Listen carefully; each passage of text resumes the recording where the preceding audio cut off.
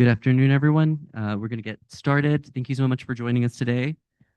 So on behalf of ESCAP, I would like to give you a warm welcome to the Regional Training Workshop on Enabling Urban Action, which focuses on advancing urban heat resilience in Asia and the Pacific.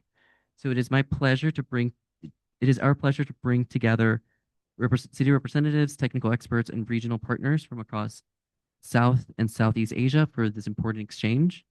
And thank you all for your time and dedication for being here. So in terms of framing the challenge, I think, especially for those who are here in person, in Bangkok can feel the heat, and I'm sure in your respective cities, you can also feel the heat. So extreme heat is rapidly emerging as one of the most pressing climate risks for cities across Asia and the Pacific. Cities are experiencing more frequent and prolonged heat waves, increased pressure on public health systems and infrastructure, rising energy demand, and impacts on economic productivity. At the same time, heat does not affect everyone equally. Low-income communities, outdoor workers, older persons, and those with existing health conditions are often the most exposed and the least able to cope. This makes urban heat not only a climate issue, but a public health, an equity, a development challenge.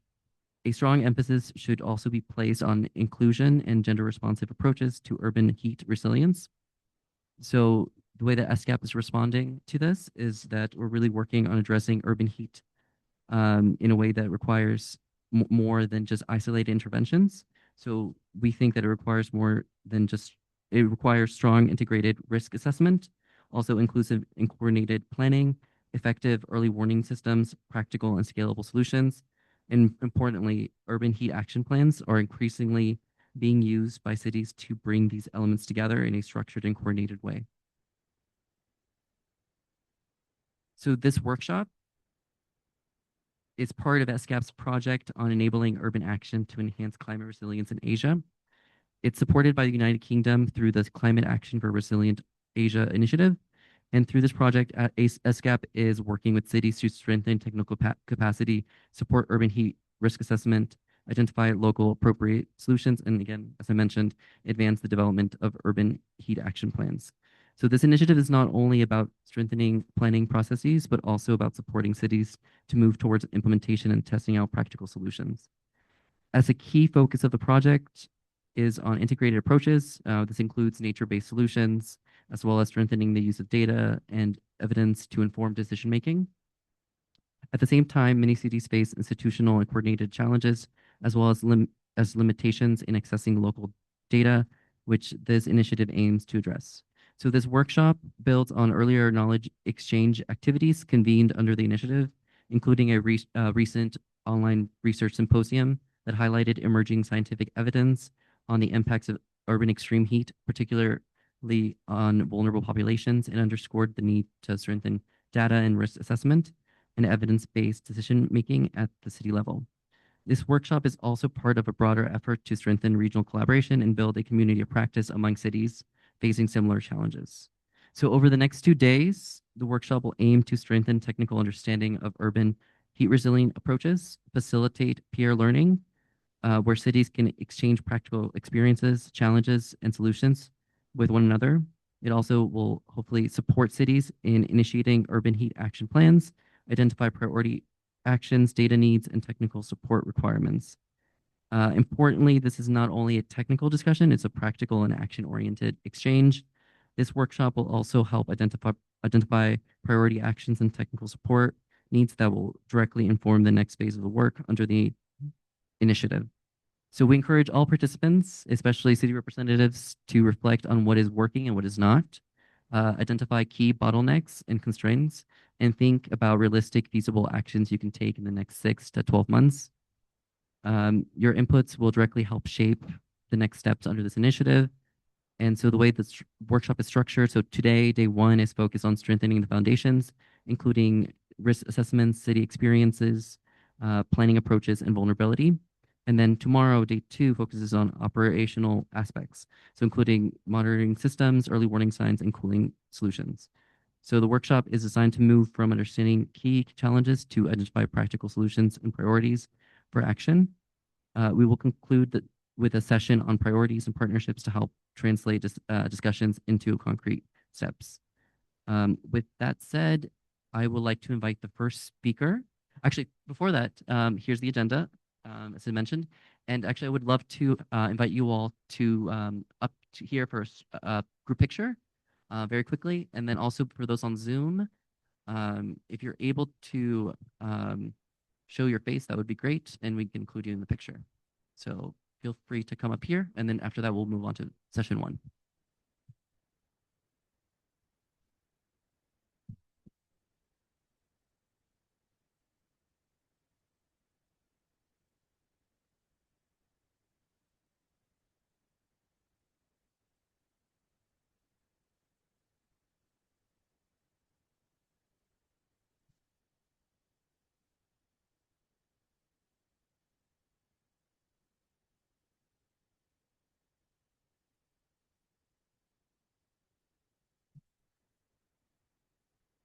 Sorry, so we'll do one with the Zoom participants, and then we'll do one just with the in-person participants.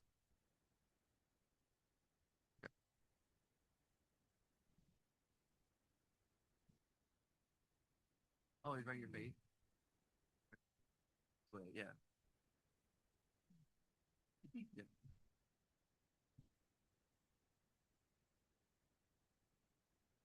Oh, okay. You got it? Okay. 3, 2, 1.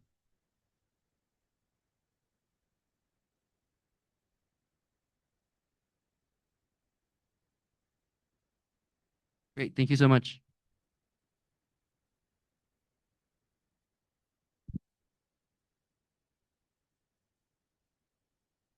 Yes. So thank you so much for that.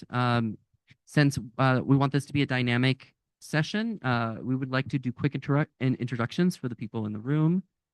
And I would love to first give Kurt, our section chief, the opportunity to introduce himself. Thank you, Alex, and welcome everyone. My name is Kurt Garrigan. I'm the chief of the Sustainable Urban Development section. I work with Alex and Matthew, Brad, and other members of the ESCAP team on urban development issues. We've had interaction with many of you in the past, including implementation partners, and have worked with Iloilo. Your former mayor was one of the fellows in the Asia Pacific Mayors Academy, and we wish him well. Hope he's doing very well. And we knew we'd like to also engage with your new mayor and also other cities as well. Look forward to engagement.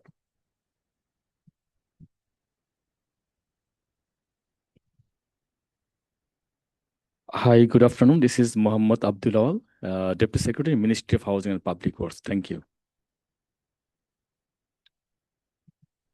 Hello, good afternoon, everyone. My name is Chao Ren. I'm a professor from the University of Hong Kong. Thanks for having me today. Later, I will share our research experience. Thank you. Hi, good afternoon, everyone. My name is Imani Kumar. I'm Deputy Secretary General with ICLEI, ICLEI Local Governments for Sustainability, and also Regional Director with the South Asia Office. Good afternoon, everyone. I am Helmi Abidin. I am currently working at United Cities and Local Government Asia Pacific, based in Jakarta. Looking forward to have more interaction and also, yeah, thank you.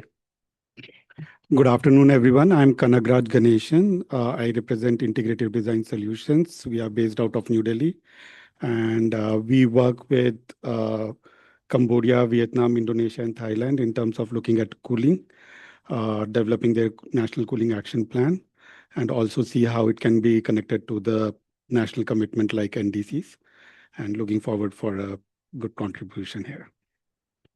Hi everyone, I'm Rupa Naya. I'm Director of Programs at IDSPL, that is Integrated Design Solutions. I bring almost more than 17 years of experience in climate change adaptation, resilience, and also mitigation. I have led bilateral projects with Government of India in replicable designs for affordable housing, thermal comfort in affordable housing, and programs like that. Looking forward to meeting you all. Thank you.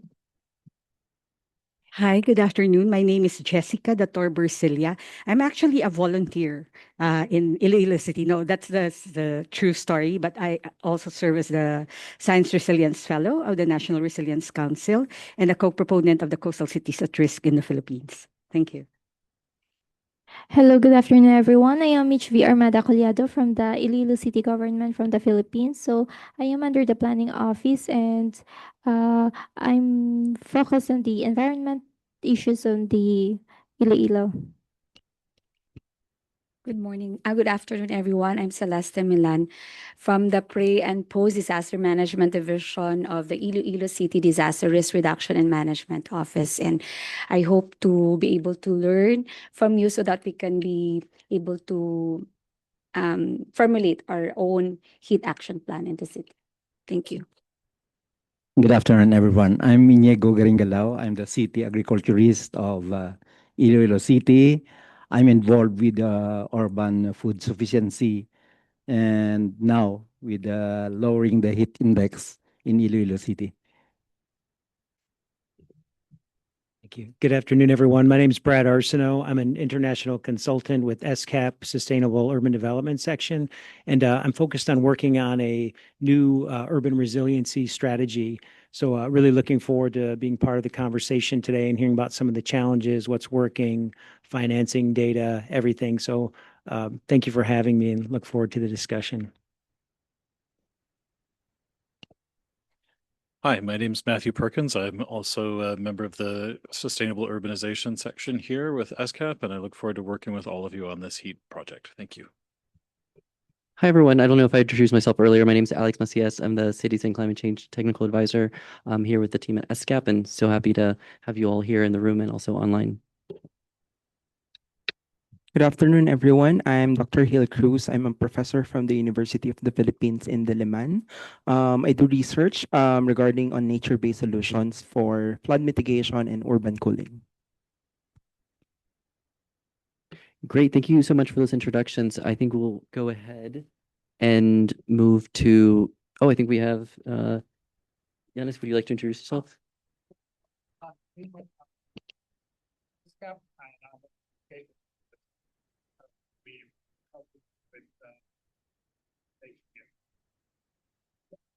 Great, thank you so much. So we'll now move on to session one, which is entitled From Evidence to Resilience, Strengthening Urban Heat Risk Assessment.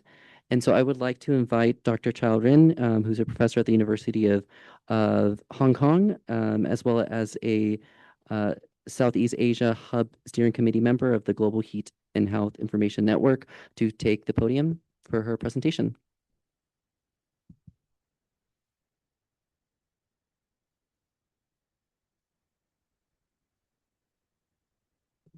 Apologies. Quick, before we do that, I believe we have some online participants from Cox Bazar who will be introducing themselves. So feel free to unmute yourself and we will be able to hear you.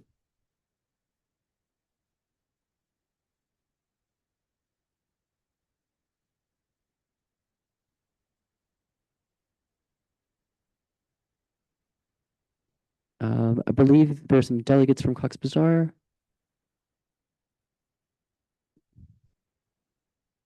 We might be having some technical difficulties. But we have Mr. Talat from Cox Bazar. Do we have... but they can definitely feel free to introduce themselves in the chat, and we're really happy to hear from them during session two. I believe they will also be giving a presentation. So in the meantime, we can move on to session one. Dr. Ren, the floor is yours. Thank you. Thank you, Aaron. Thanks for having me again. It's really my great honor to join today's meeting. And also, I would like to share our research and implementation experience about heat house. First, I would like to introduce our organization. I belong to the Global Heat House Information Network, the Southeast Asia Hub. Because I already see some audience also from the Southeast Asia and South Asia. So for our hub, actually, we want to strengthen heat governance integration, invest in heat risk reduction, enhance preparedness, understand the heat risk and weather climate patterns, as well as corresponding heat house information. And also, we want to help our occupational outdoor workers, especially like the heat at work, the urban heat issues, and also we want to adopt the traditional and the cultural practice of the heat management. So this is our steering committee. You can see the people with a multidisciplinary background and also the implementation, the practical knowledge and experience. So we have very strong expert teams. And let us.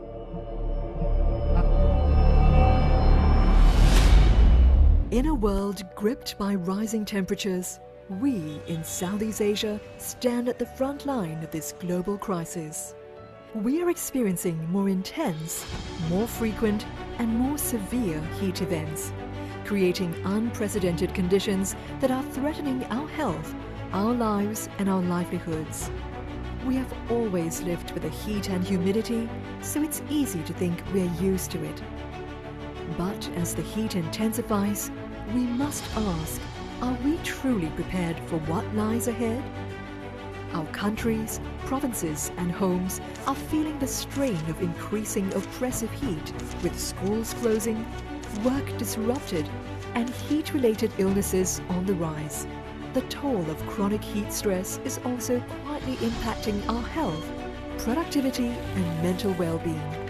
The region's rapid urbanization and aging populations, plus socio-economic disparities, further amplify the impacts, making this issue impossible to ignore.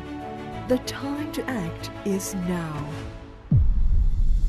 This urgency has led to the creation of the Global Heat Health Information Network Southeast Asia Hub, a regional initiative of the global network which is spearheaded by the WHO-WMO Joint Office for Climate and Health.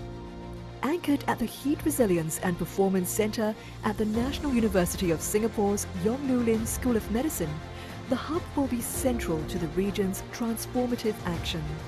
Our mission: to foster collaboration, accelerate knowledge sharing, and catalyze evidence-based policy and action. By focusing on regional specific challenges and priorities to safeguard human health and well-being, we strive to prepare communities, protect populations, and empower individuals to thrive in a Southeast Asian climate. Together as a region, this is our opportunity to build stronger, heat-resilient communities. For today, for tomorrow, and for future generations, let us commit to face these challenges head-on and build a heat-resilient Southeast Asia that can thrive in face of this warming world.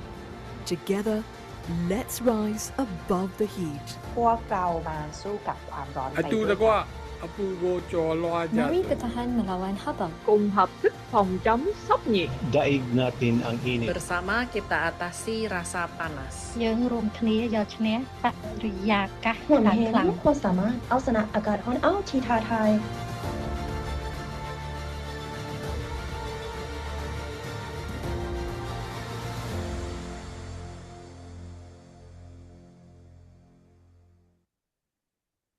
Okay.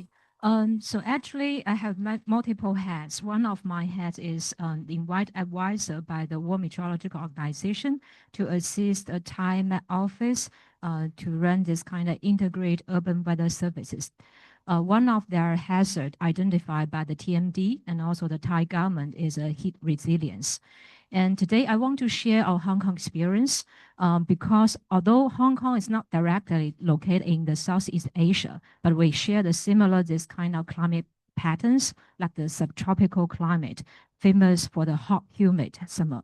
So that is why I want to share our experience. So this is a real photo in Hong Kong, not a Photoshop. And Hong Kong is famous for the high density city. So you can see full of the skyscrapers.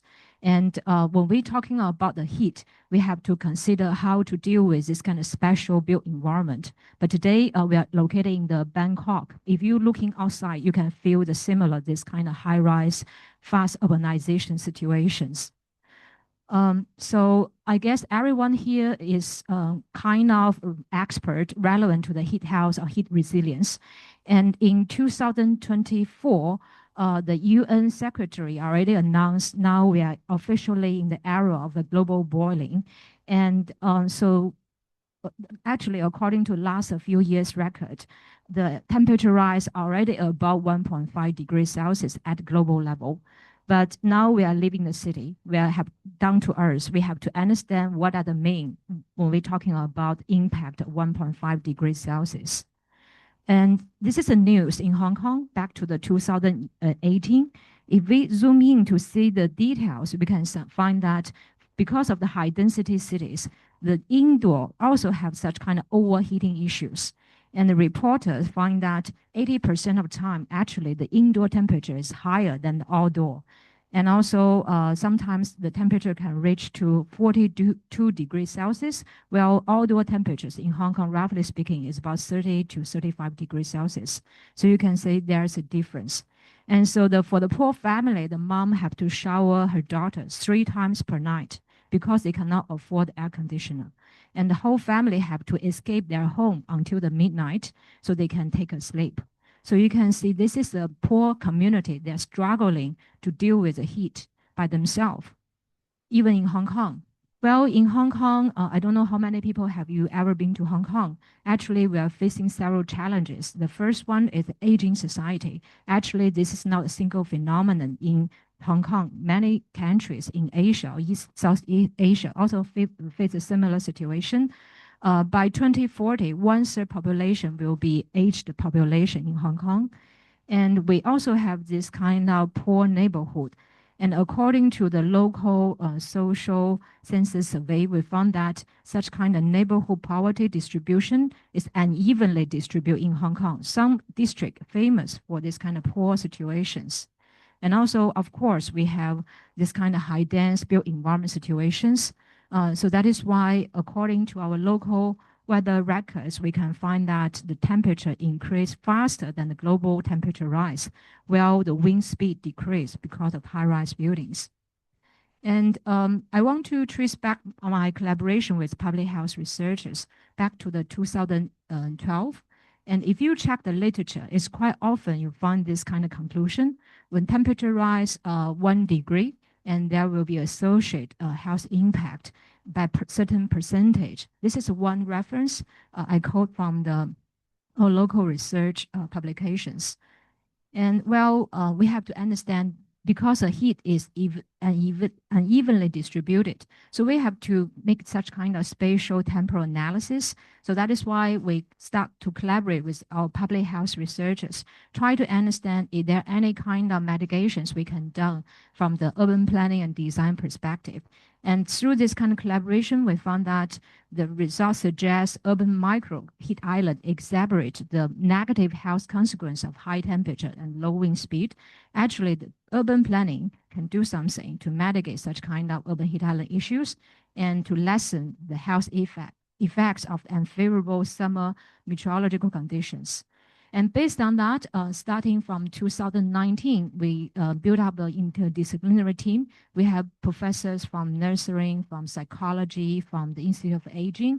Well, we also have people from the climate modeling and also the mechanical engineering, architecture, urban planning, and indoor, the heating system, etc. And for this project, we want to achieve the 3 goals. One, we want to get the district level, this kind of climate data. Because when we talk about climate change, most of the time the data, the projection stop at the regional level. Well, if we want to take the real action at the community or city level, we need such kind of data.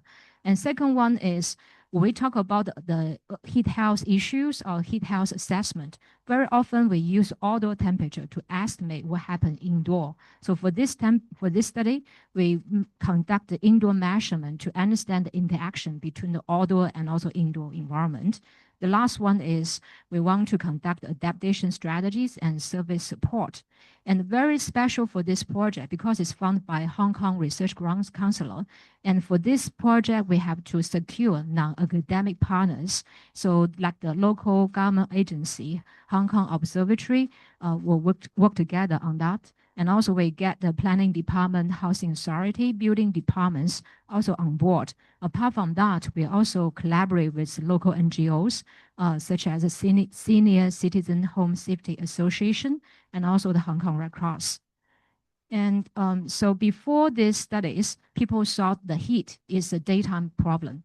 But once we mapped out the heat hazard map for very hot days and hot nights, surprisingly, you can find that for daytime heat, actually most of the time located in the rural areas.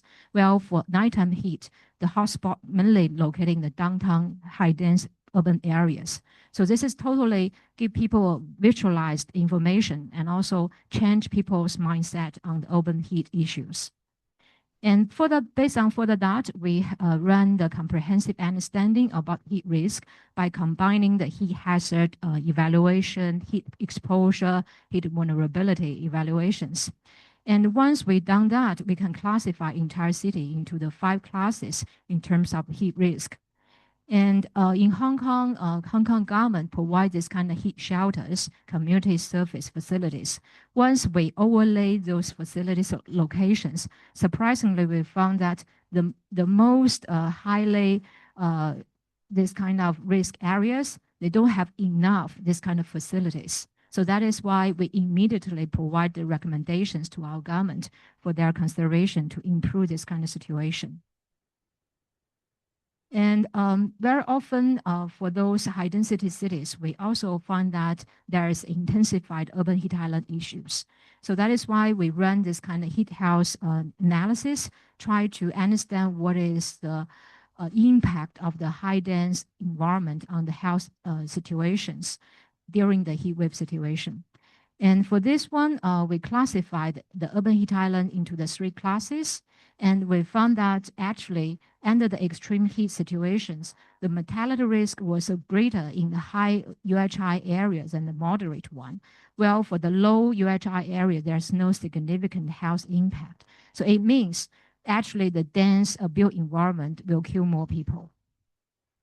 And also we run the statistical analysis because there is no such kind of universal definition for heat waves. You have to do this kind of localized understanding and definition. We work together with Hong Kong Observatory because in Hong Kong, they have defined the very hot days and hot nights. And we run the statistical analysis. Surprisingly, we found that actually the consecutive hot night, more than five nights, they associate the highest this kind of mortality risk. And comparing to the European or North American situations, this is very different because for the subtropical and tropical climate, the daily temperature difference is very little. So it means that constantly we experience a hot night and it can cause a higher this kind of mortality risk. And based on our statistical analysis, we define this the combination of very hot days and hot nights and as a local heat wave definition. Actually, in Hong Kong, back to the 2000, Hong Kong Observatory already established very hot warning system, try to alert the general public to increase their awareness about the potential risk of heat stroke and also the sunburn. And however, this system for nearly 20 years, there's no updating, but they also observe their increasing and also prolonged heat wave situations. So that is why they work with us. And then we develop this kind of further special alerts based on the defined heat wave situation. We have now Hong Kong Observatory issued a special alert for prolonged heat wave. So it means a few days of very hot weather and hot nights. And apart from that, in 2023, they also add a special alert on extremely hot because when the temperature generally reaching the 35 degrees Celsius, once they issue this special alert, they have they can protect our outdoor workers. And based on this special alert, we work together with Hong Kong Red Cross to develop this kind of community programs and also the surface product. One of them is anticipatory action plans on the extreme hot weather. We want to protect the outdoor workers. So for this plan, we have defined the preparedness phase, the early actions phase, and also the emergent phase. And the triggering signal is linked to the extreme warning system. And now the outdoor workers, they can go through this kind of process with the help and assistance from the Hong Kong Red Cross so they can make a proper preparation to reduce the potential risk. And now I want to share our take-home message. First, I want to quote a sentence from the World Meteorological Secretary General. She mentioned that every fraction of the degree warning matters and increase the climate extremes impacts and risk. And I guess everyone here, we already observed such kind of extremes more often and more with a high intensity. But now is the time to understand what does it mean of those kind of impacts of the extremes and also what is a potential risk. And it can give us some evidence to do the proper actions. I also involved in the IPCC AR6. And if you refer to the chapter 10 on Asia, there's a high confidence result. It mentioned that Asian urban areas are considered high-risk locations from project climate change, extreme events, and planned urbanizations and the rapid land use change. So that is the high time for us to do the real action. And based on Hong Kong experience, we can see that climate change and also its application are very complicated.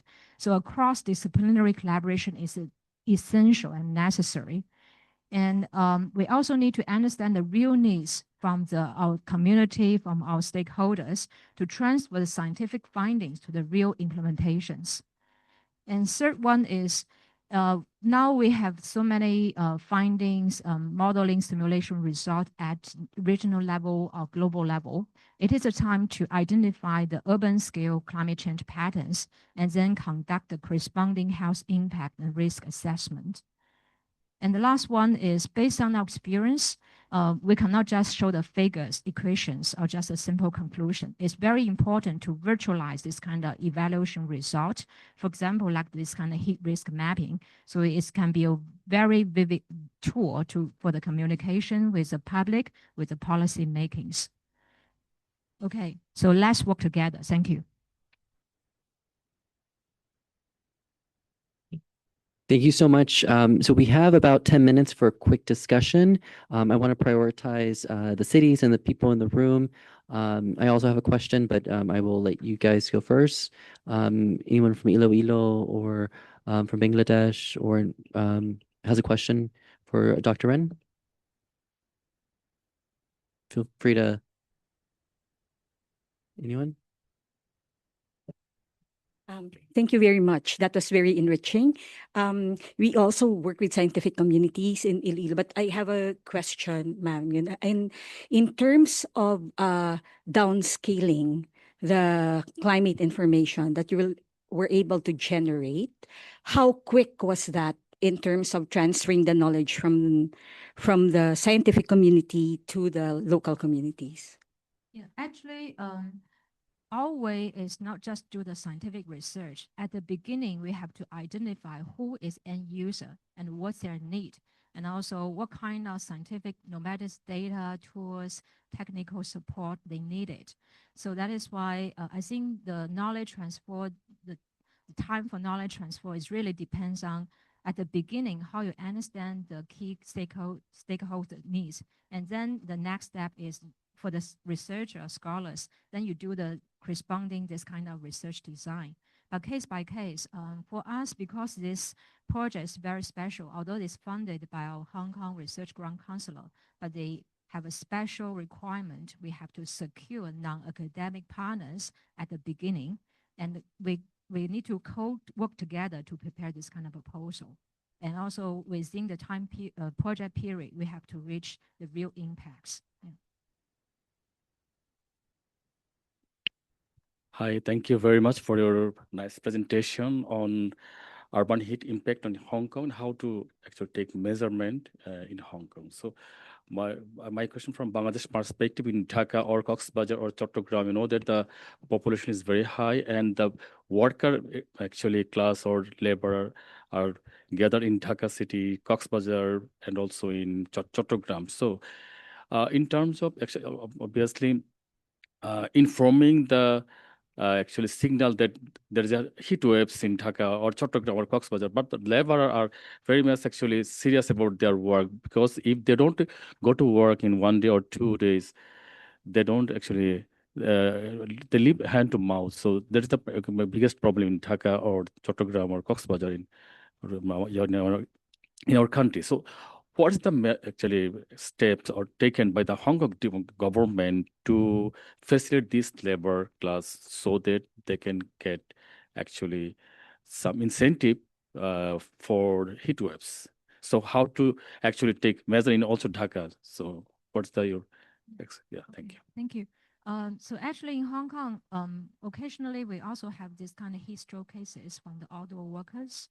And so that is why in 2023, we worked together with Hong Kong Observatory to develop this kind of special alert for the extremely heat. And once the local Met Office issued this special alert, so outdoor workers, they work 45 minutes and then they have to stop legally. They have to stop and take a 15 minutes break. And apart from that, every construction site, they have to install this kind of monitor to monitor what is on-site situation. I mean, if they also experience extreme heat situation, they have to perform such kind of breaks. And it doesn't mean the whole day the workers should not go back to work, but it just take a break and take a proper protection mitigation measures. So let the outdoor workers take a break and under the protection. So that is a way we run this. And actually, this is not a single action conducted by the Hong Kong government. If you refer to like Japan, Singapore, they also conduct a similar this kind of practice or actions.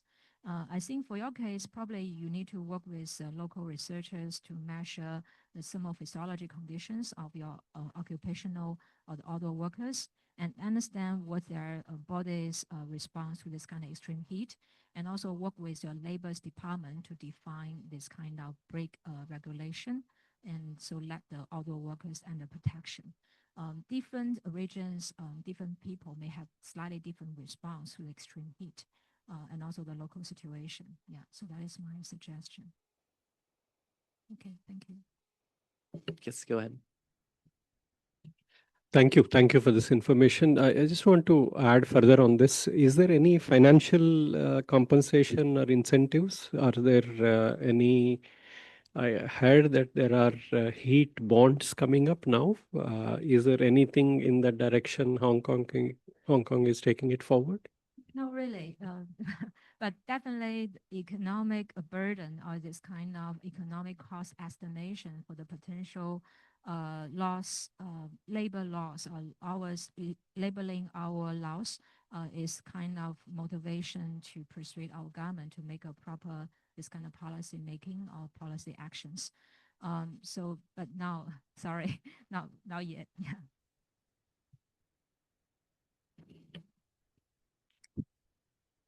That was a very good presentation. I learned a lot from it. Doctor, I have been to Hong Kong and it's a very densely populated place.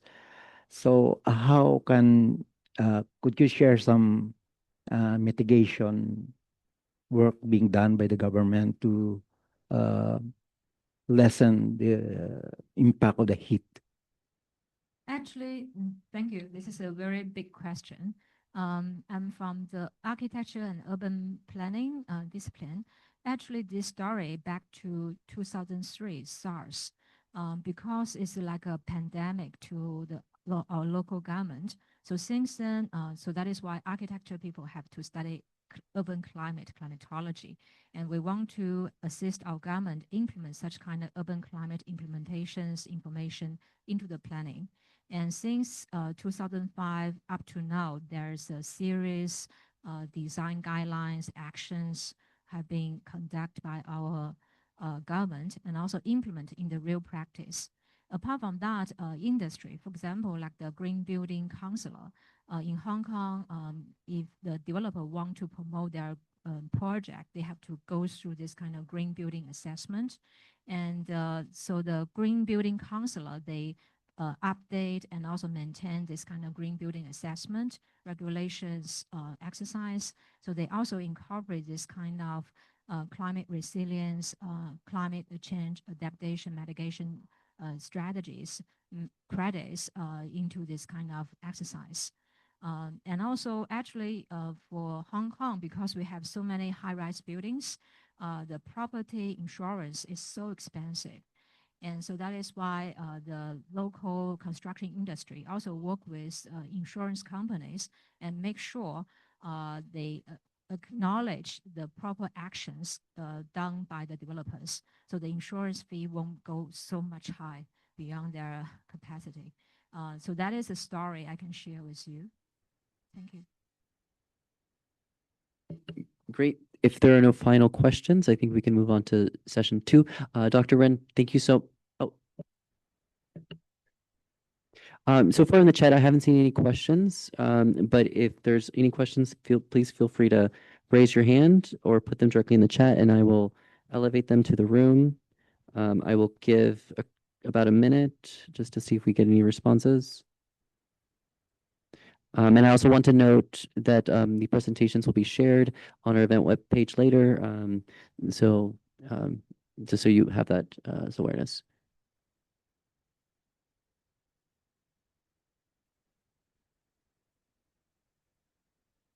No. Great.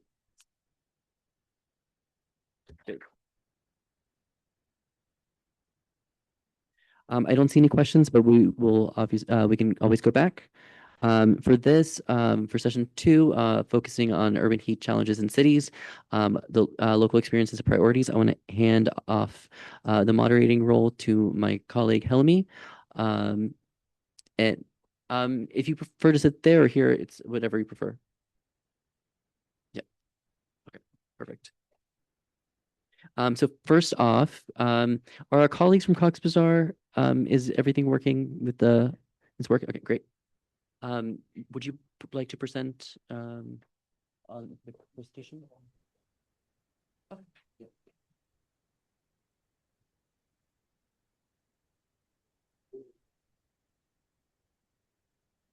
Hi everyone.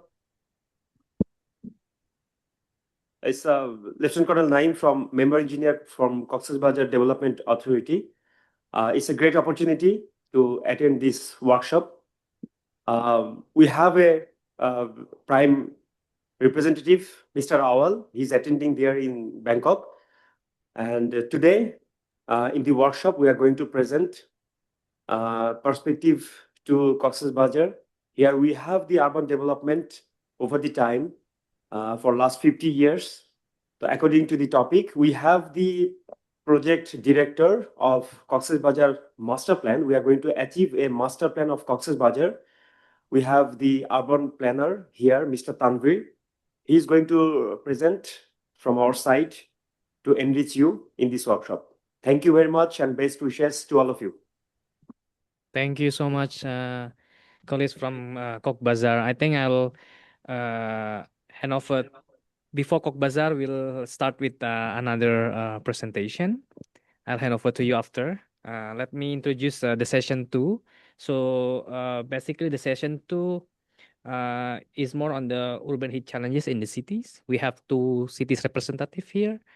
From Iloilo and also from Cox's Bazar. After the intervention from both cities, we'll continue with the kind of like reflection from our expert, like Miss Jessica. And yeah, you are here already. So without the further ado, I think each city will have a time like each maximum 10 minutes presentation. I'll proceed to Iloilo, but before that, I think this city intervention will discuss several key challenges and also, yeah, identify, okay, kok bahasa Inggris, yeah. Identify some common bottlenecks and also some limited actions. And also, we know that in the city, we heard a lot about understanding the risk and also for vulnerability as well. So now, I would like to go for Cox's Bazar for the presentation. Time is yours. So, Mr. Tanvir, could you please hear me? Yeah, we can hear you. Okay. Thank you. So I much. am Tanvir, Deputy Town Planner of Cox's Bazar Development Authority, as well as Project Director of Preparation of Master Plan for Cox's Bazar District. So, in a brief area profile of Cox's Bazar, as you know, Bangladesh is situated in the South Asian region, and Cox's Bazar is located at the very southeastern part of our country. adjacent to Myanmar, and its profile is located in the Bay of Bengal city with the beach and with many tourism attraction also. So in very nutshell, topographic profile of Cox's Bazar, it has sandy coastal plains, active tidal flats and low-lying tertiary hills, and there are many cultural diversity also of our natives, indigenous people, and as you know, the forcibly displaced Myanmar nationals also living around 1.5 million Rohingyas are living here as a pressure of to our local communities also. Economic importance is mainly tourism, fishing, salt production, and humanitarian activities related to the refugees. So in brief data from our master plan, we see average temperature for 10 years, last 10 years, around 25 degree to around 27 degrees Celsius, and relative humidity shows minor variations we can see as our local perspective. The slide change, please. Next. Yeah, I already mentioned this slide. Next slide, please. And here we can see the monthly temperature data of Cox's Bazar. The monthly temperature shows the highest temperature in May and the lowest temperature are in January. And the highest temperature we observed around 40 degrees Celsius in April 2024. Next, please. Here are some evidences of urban heat effect. We can see in map the district map of Cox's Bazar. The first data shows from 1992 to 2020, around 30 years interval.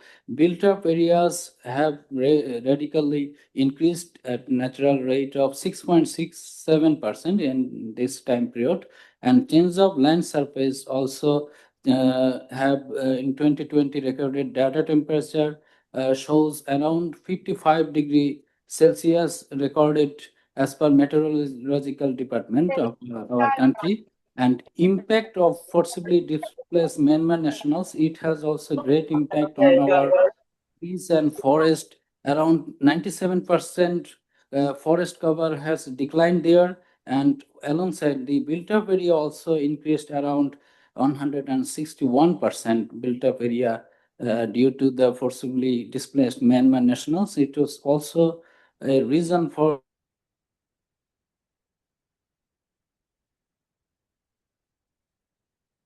the last table, and the built-up area in direction large rise. Here, more urban hotspots are in implication, and in vegetation area there are also large loss, less cooling, more heat effect is we are facing, and water area also decreased. That's why loss of cooling effect has increased. Thank you. Next slide.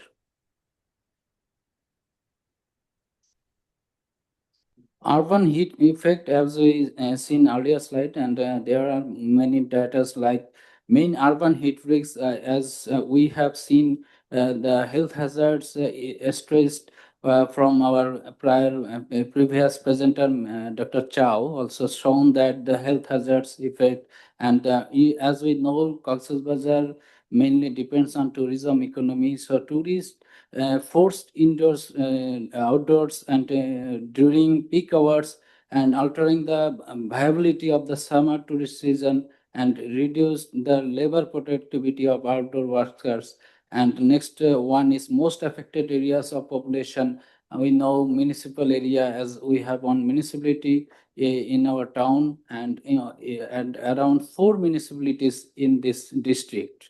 Densely populated areas mainly are vulnerable, and tourist zone beaches during peak daylight hours. As you know, Cox's Bazar is also a tourist destination of the South Asian countries. Local drivers of vulnerability and exposures, we can see the heat humidity nexus around 65% humidity reduced of human bodies due to natural cooling capacity, and rapid land conversion.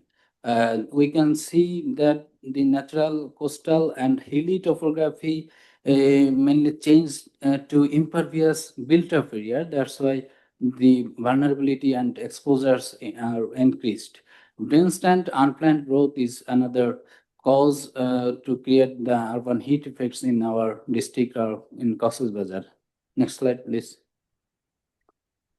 Urban heat resilience in terms of this issue, formulating a master plan, as I earlier mentioned, we are preparing a master plan, and this master plan to be concluded by this December of this year. So we are preparing a risk-sensitive land use zoning where we are considering the disaster issues as well as the maximum natural cooling system by tree plantation, and we also know our representative of our ministry is there. The government has already taken to plant around 25 crore of trees in 5 years, next 5 years, and we the development authority also taken plan to plant around 30,000 trees through next 5 years as a nature-based solution.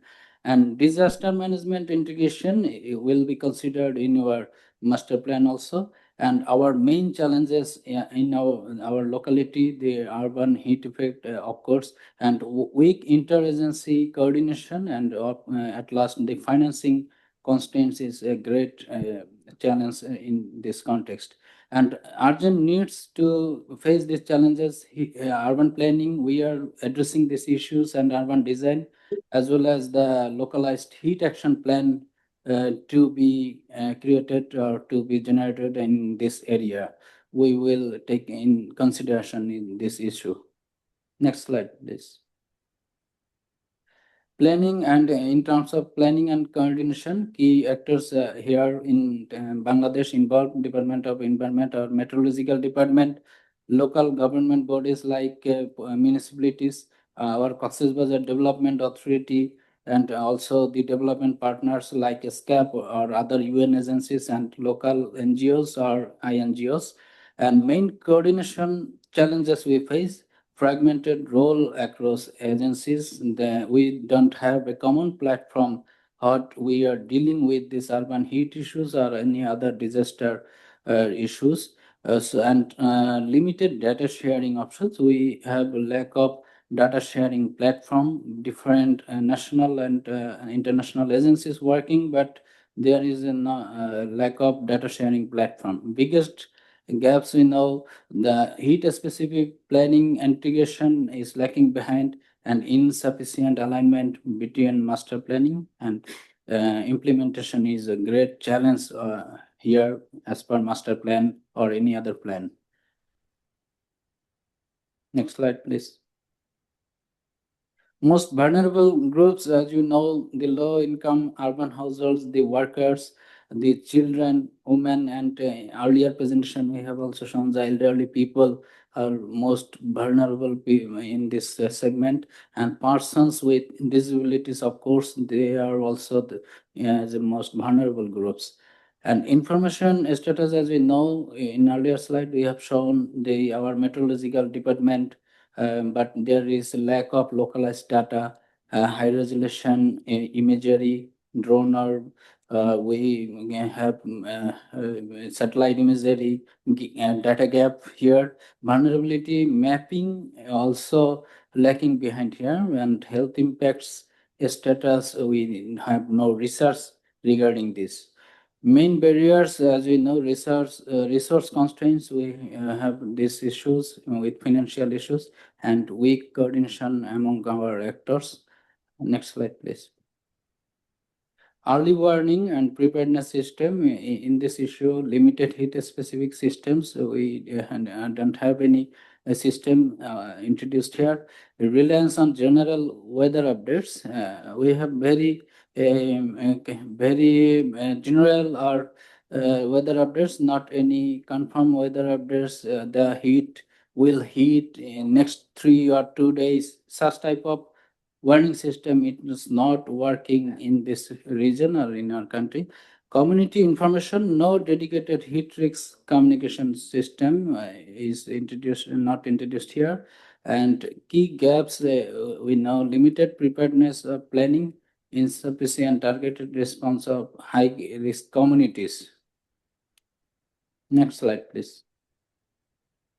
And cooling solutions here in terms of solution, current measures, as I have also mentioned earlier, tree plantation, open space, improved building ventilation and this impervious surface in construction phase, and the restoration of wetlands, ponds, also necessary. Scalable and pilot options, we can say expansion of urban greenery or coastal buffers, promotion of cool roofs or shaded walkways, and pilot climate sensitive infrastructure design. We can have a model regarding this. Key constraints in this issues, scarcity of land in dense areas, and we have limited funding options also. Next slide, please. Priority actions for this solution: introduce heat resilience, urban design, cooling, shading, green space, impervious space. And second is to establish a geographical information system or GIS based urban heat monitoring and planning system. And we to do this, we need support like technical assistance for climate responsive planning.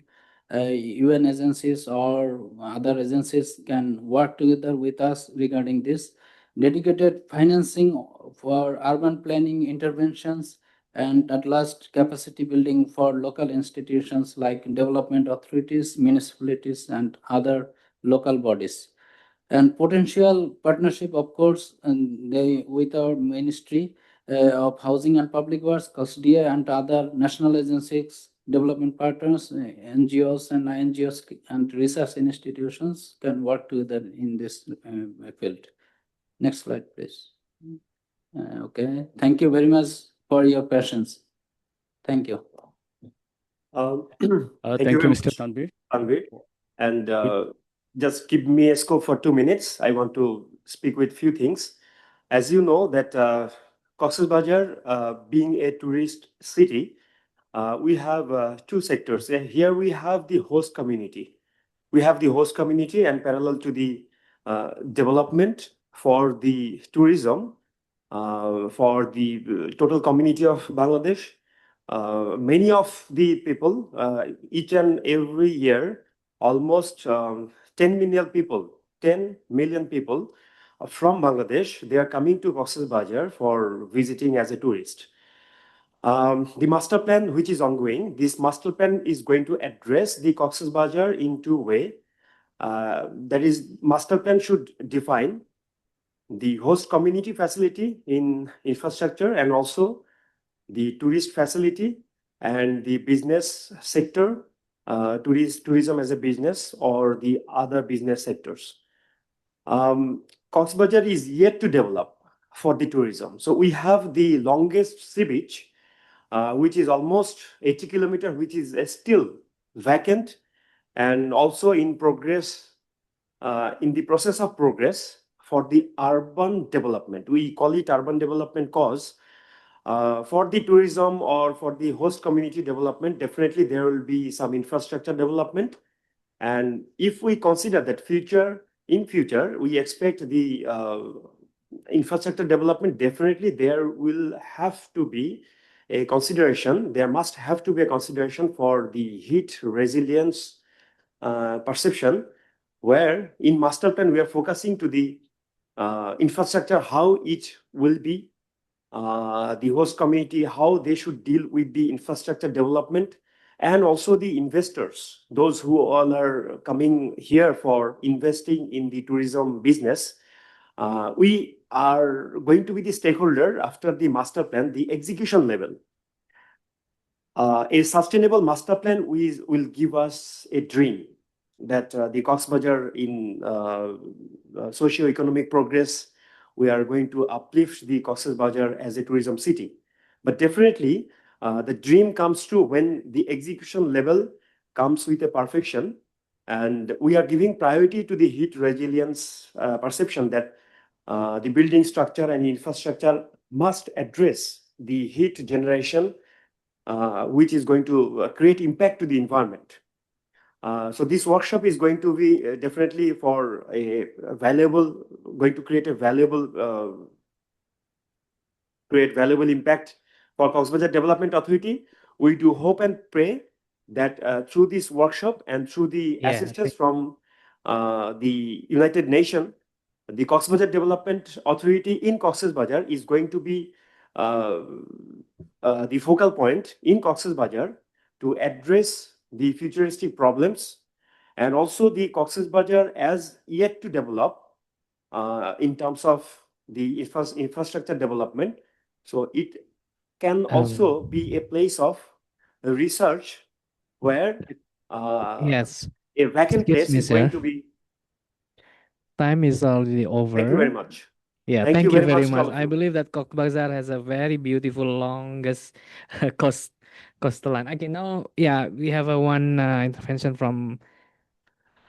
Thank you, Mr. Talat and Mr. Tanbe, for your informative presentation. In addition to this presentation, I just want to add something that Cox's Bazar is a prospective tourism town under urban heat resilience. That all of you know that from this presentation, the Cox's Bazar is one of the Bangladesh's most important tourism destination, globally recognized for hosting the world's longest uninterrupted natural sandy beach.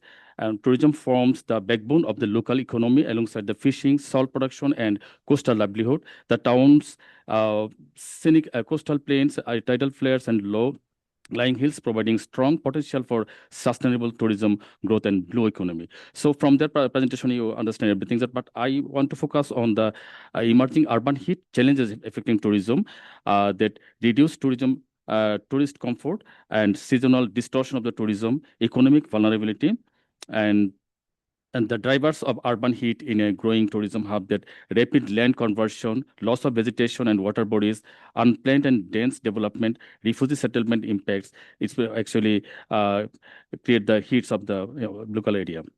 And urban heat management as a tourism sustainability strategy, just Cox's Bazar development is going to actually focus on the risk-sensitive land use zoning from the master plan and a special planning and nature-based solution.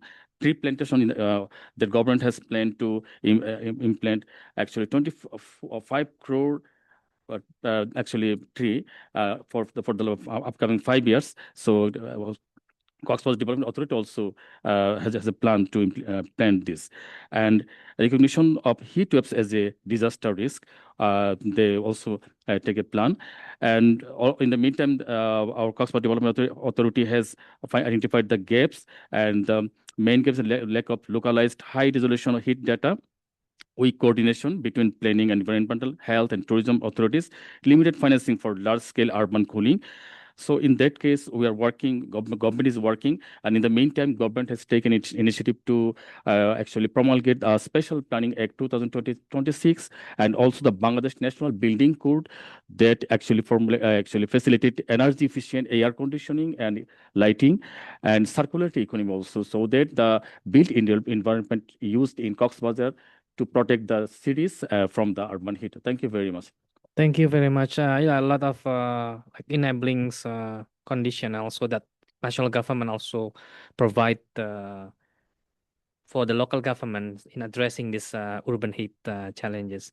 And yeah, maybe Kurt, you have a specific question. I just had one very quick question. I noticed from the presentation that there was land surface temperature being recorded, but then there was a lack of heat-specific planning integration and a lack of heat warning systems. So I was just curious, who's actually collecting that LST data? And is it done on a continuous basis, or is it intermittent when there's a heat wave? To calculate the heat waves, actually the meteorology department in Bangladesh, actually the weather forecasting department, they actually give the data to the local authorities, and the local authorities also actually give the signals to local people. But the responsibility goes to the meteorology department and the Ministry of Environment and the weather forecasting department. Thank you. Okay, thank you. Next, I think we can proceed to the next intervention presentation from Iloilo City. Oh, you have specific for okay. Oh, you have already. Thank you for your presentation. I noticed in your presentation, you adopt the land surface temperature to define the heat issue. Although this is a very popular and common method, but I would like to suggest you maybe in future you should consider air temperature, because the surface temperature, it means the temperature reflect by the surface material. Well, people living the, I mean, people will respond to the air temperature instead of the surface temperature. So there might be some difference between these two type of the index. So that is why I strongly suggest you consider the air temperature as an index to evaluate the potential heat issues. Yeah, thank you. Thank you for the suggestion. Yes, the Cox Bazar Development Authority will actually follow this land surface temperature and air temperature. Thank you so much for your suggestion. Yeah, now next. Yeah, thank you for the presentation. I also want to add one more parameter, which is very important when it comes to humid climates. You talked about vegetation, right? And when we talk about vegetation, it is a combination of shading and evapotranspiration impact. So one thing which we often discuss is called reverse cooling, right? In terms of like if there is more humidity content in the air, then probably you will feel that much lesser effect. So it's very important when you select the strategy for a humid climate, you need to also see that how that kind of a reverse impact happen between temperature and humidity. Thank you for your suggestion. This is very actually viable and actually vital for us as a Cox Bazar, as a longer beach in Bangladesh, and actually the Cox Bazar Development Authority and the City Corporation and the Meteorology Department, yes, we should follow this instruction. Thank you so much for your suggestion. Yeah, thank you. A lot of like nature-based solution approaches. You know, like when you presented there, yeah.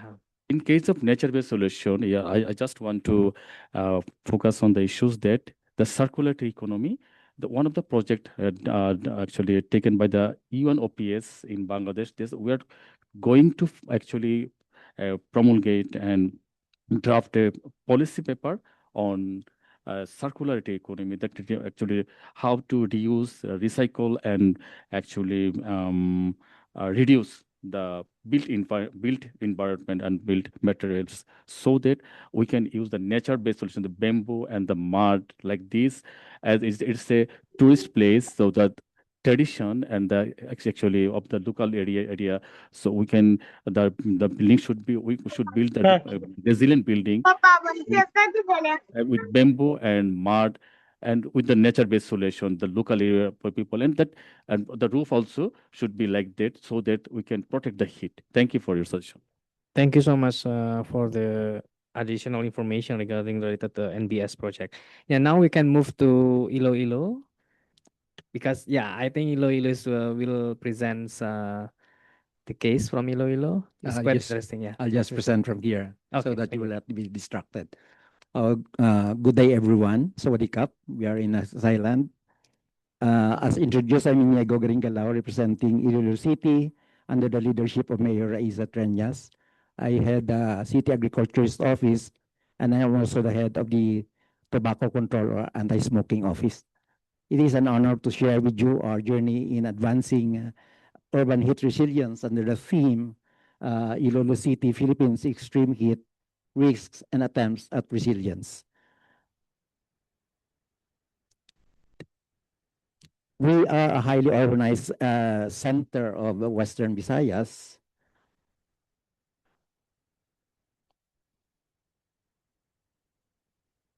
Okay. That's in the center of the Philippines. Okay.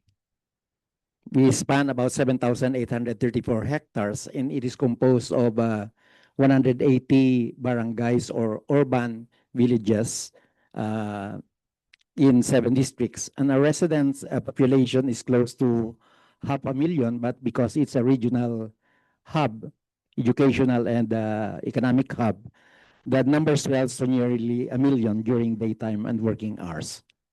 Like many coastal cities, Iloilo City faces a spectrum of climate-related hazards, such as typhoons, flooding, drought, fire, and rising heat. Among these, the steady climb in the temperature has emerged as one of the most urgent and complex challenges confronting Iloilo City today.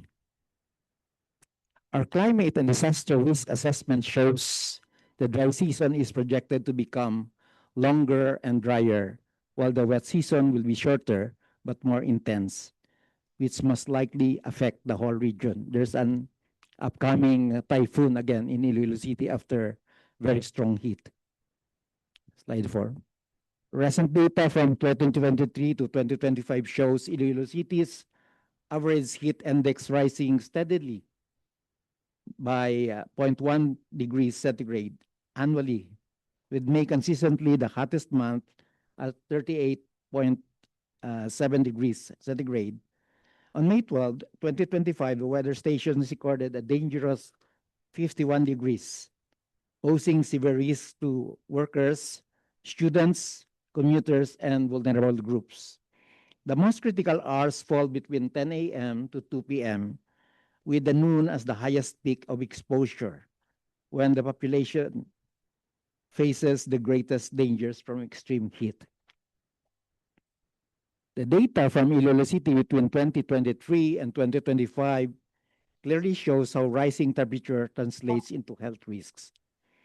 On your left, we see the distribution of the health-related cases by sex and age group. Females consistently recorded slightly higher numbers with a peak in 2024 before declining in 2025 because of the more awareness. Adults aged 31 to 54 registered the highest incidence, underscoring the vulnerability of the working age population. They are the most exposed to outdoor labor and long hours under the sun. This reinforces that urban heat directly affects public health and community safety, particularly among the outdoor workers, the elderly, and the youth with these comorbidities. On the right side, we highlight the broader risk of extreme heat in Iloilo City, which includes heat exhaustion and heat stroke, which remains the most immediate threat. Learning deficits as frequent class cancellations disrupt education, stress on water resources with enhanced evapotranspiration driving reliance on fossil-powered pumps for agriculture, infrastructure damage such as asphalt roads bleeding and rotting, creating accident-prone conditions, environmental hazards like grass fires, and maladaptation, which increases the use of air conditioners in homes, schools, and offices, which drives greenhouse gas emissions, worsening the very problem we are trying to solve.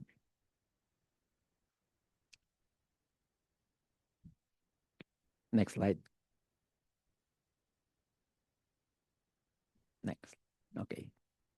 How exposed is Iloilo City to extreme heat? Spatial analysis confirms that heat exposure is widespread across the city. Densely built areas consistently record higher temperatures in the city. Based on the study, in year 2015 to 2016, March, April, and May are the warmest of the months. And Iloilo City is hotter compared to its rural surroundings and its peri-urbans. Next slide. Why is this happening? The reasons for exposure. Several factors intensify urban heat in Iloilo City. Iloilo City is a coastal. Its location means we are influenced by sea and land breezes, bringing hot, humid weather, air inland at noon, and warm air back towards the coast in the evening. Add to that is our direct exposure to solar radiation. Now consider our built environment, dense settlements, heavy traffic, construction materials like concrete and asphalt trap and radiate heat. Lifestyle choices during the period of intense heat also contribute to this. For example, the increased use of air conditioning provides immediate relief indoors, but worsen the problem overall. In dense urban areas, this creates localized warming, making streets and neighborhoods even hotter. The drivers of vulnerability. Beyond exposure, other underlying factors that makes us vulnerable are the urban green spaces, which covers a limited 6% land area, mostly on the plazas, parks, esplanades, and the peri-urbans. Rapid urbanization and rising vehicle use add more heat to the system. We also lack adaptive heat resilient design in many buildings, roads, and transport system. For instance, poorly ventilated classrooms or public transport jeepneys without shade make the heat worse. Lifestyle patterns and policy choices often overlook extreme heat. Finally, our technical capacity for early warning and science communication needs a lot of strengthening. If people don't understand what heat index of 51 degrees centigrade means, they won't take precautions. Next slide. We are fortunate to have strong partners supporting our efforts towards heat resilience. The Manila Observatory, together with the University of the Philippines, Visayas, the Shell Company, and the Smart Communication have helped us to install 10 weather stations across Iloilo City, at Shell Station, and even at the City Hall.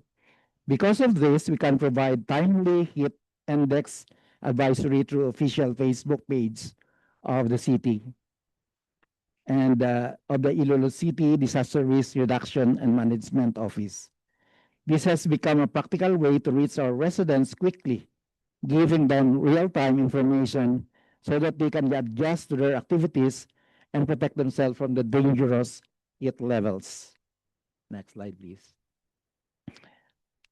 We have taken both policy and governance measures. For example, the newly issued Executive Order 024-A, which established a new heat index threshold to the automatic suspension of face-to-face classes, where class schedules are adjusted to 40 degrees Celsius and shifted to alternative delivery modes at 42 degrees Celsius. Tertiary institutions are also encouraged to adopt similar measures. The city also created the El Niño Task Force to address drought and water scarcity and to ensure coordinated response during extreme heat conditions. In addition, Iloilo City implemented a heat-informed vaccination strategy during the past COVID-19 pandemic and established the Task Force on Greening Urban Spaces through Executive Order number 23 to promote climate-responsive urban development and environmental protection. And it is being legislated so that if ever there's a change of leadership, it is sustainable. Beyond policies, we also invest in community and nature-based solutions. One major initiative is rainwater harvesting, done in partnership with Design Post Philippines.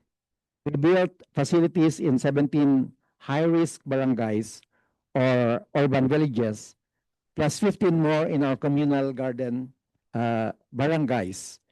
This is in cooperation with the Coca-Cola Foundation, the Iloilo Water Resilience Initiative, and the Catholic Relief Services, showing that the public-private partnership could be had in facing heat resilience. We also launched Rise Against Drought with the message Kabuhi Lupason, Higtipigan, Ilonggo Protectionan, or Save Lives, Conserve Water, and Protect the Ilonggos. Under the Greening Iloilo, tree planting and growing was done in heat-prone areas, particularly at the Diversion Road and Sunset Boulevard, in helping cool the city. Other efforts include free treated water distribution through upland building or help sociedad. This is done during the high peak months of heat. Okay. Other initiatives addressing extreme heat includes strengthening partnership and knowledge exchange. Iloilo City conducted a virtual knowledge exchange with Ahmedabad City in India, which is known for successful heat action plan. Through this collaboration, the city gained valuable insights on early warning systems, heat monitoring, public health protection, and climate adaptation strategies. The city is also developing green, blue, gray initiatives through multi-stakeholders engagement, particularly under Project Transform. This is a science and technology-driven initiative led by the National Offices of Department of Environment and Natural Resources and the Department of Interior and Local Government, where Iloilo City is one of the pilot local government units. Through scientific meetings and sectoral planning, the project focuses on expanding green spaces and strengthening urban heat resilience, providing a clear roadmap towards a more sustainable and climate resilient Iloilo City. Next slide. The insights on gaps in addressing extreme heat in Iloilo City.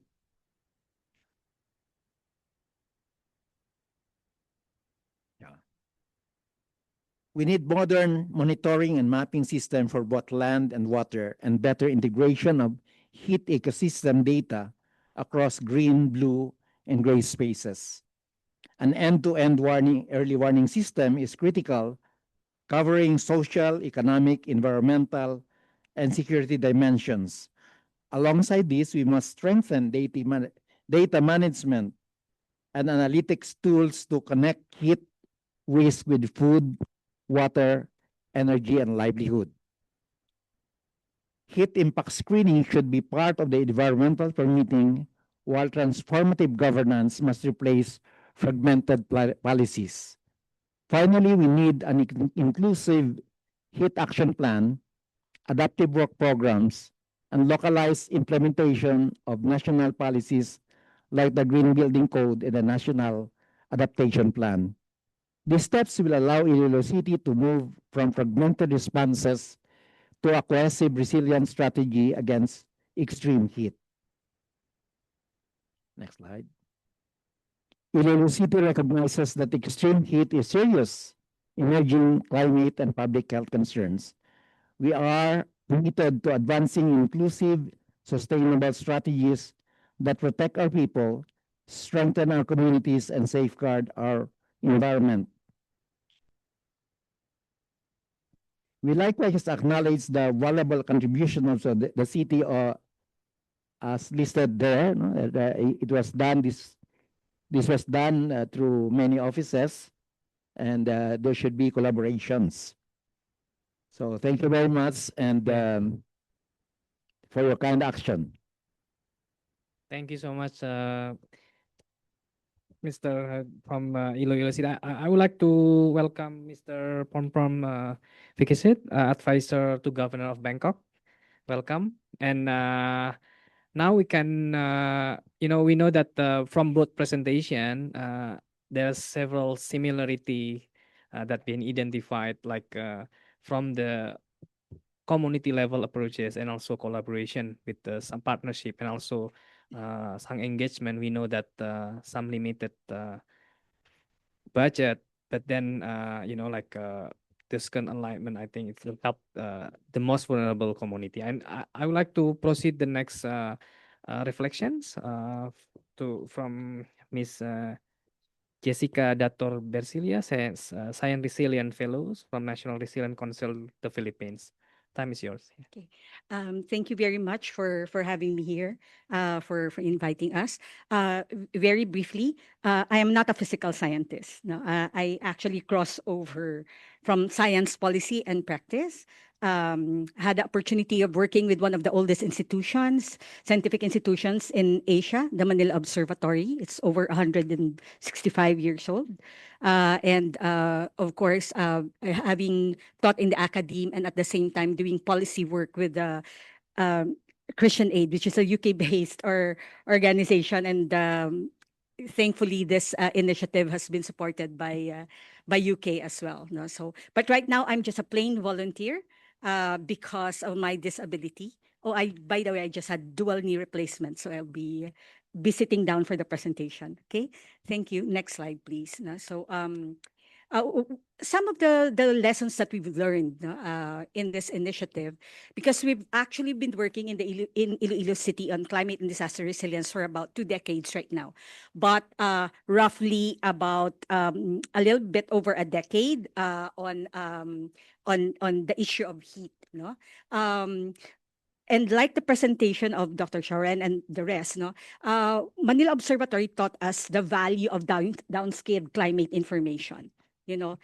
Everybody talks about climate change, but they are really at the more global level. So we use GCMs, and the climate scientists told us if you're going to use that for adaptation and for resilience action, that the global information will not hold. So we have to downscale and localize it. And that's why you see all those maps. We were fortunate enough to be part of the work of Manila Observatory, and also benefiting from the work of Cordex. Those of you who have worked with WMO, it's the world research on climate change. Next slide, please. But then I would also like to draw your attention that when we started all of these, we're not also very conscious about heat. We understand rising temperatures, but essentially, we've always associated rising temperatures with less water. Okay, so while we see increasing temperatures, but over the years, we became very conscious about why is this happening to us, And so on the board, I just like to point out, that first, of course, we're looking at El Nino. Is this only because of cyclical warming? Then we moved to the issue of are they due to the greenhouse gases that actually are trapped in the atmosphere? And then we were reminded by climate scientists that, the thing about emissions is that they stay there, and they stay there for a very long time. So you add to it, it makes you warmer. Okay, so there are two things that we have to look into: current emissions and historical emissions. Now, then we have, of course, the urban heat islands, which became very popular over the past years. But then we realized when the special report on oceans and the cryosphere came out, we became very conscious about marine heat waves, because we were asking, why is this saying that, we all have this temperature, but why is it that we feel very hot, very warm? And then we read in journals that, the sea breeze can actually, make inland areas warmer. And because we're a small island, it will be all over. Okay, and so that's a very important lesson for us. Next, please. Okay. But we've also learned that what is important is that we do not only have technical knowledge, from the scientists. Now, if we want this to work, it has to be co-designed, co-owned, co-beneficial, and transdisciplinary. So we have to work with all sectors, not only the academe, not only the CSOs, but with stakeholders also, like the private sector, and of course the villages, down to the household levels, and it's important that we all understand risk, and so thank you to the UN system, UNDRR, for pushing that. But what we've been pushing is for the great deeper understanding of the confluence of hazard, exposure, and vulnerability. Everybody talks about the hazard, but very few actually understand exposure and vulnerability. Particularly on heat. And so it taught us that we should not, the efforts on this should not be solely driven by technical experts, because it will never work. And interesting enough, it was the scientists who actually told us, whatever we say, if people don't believe that, nothing will happen. Okay, next slide, please.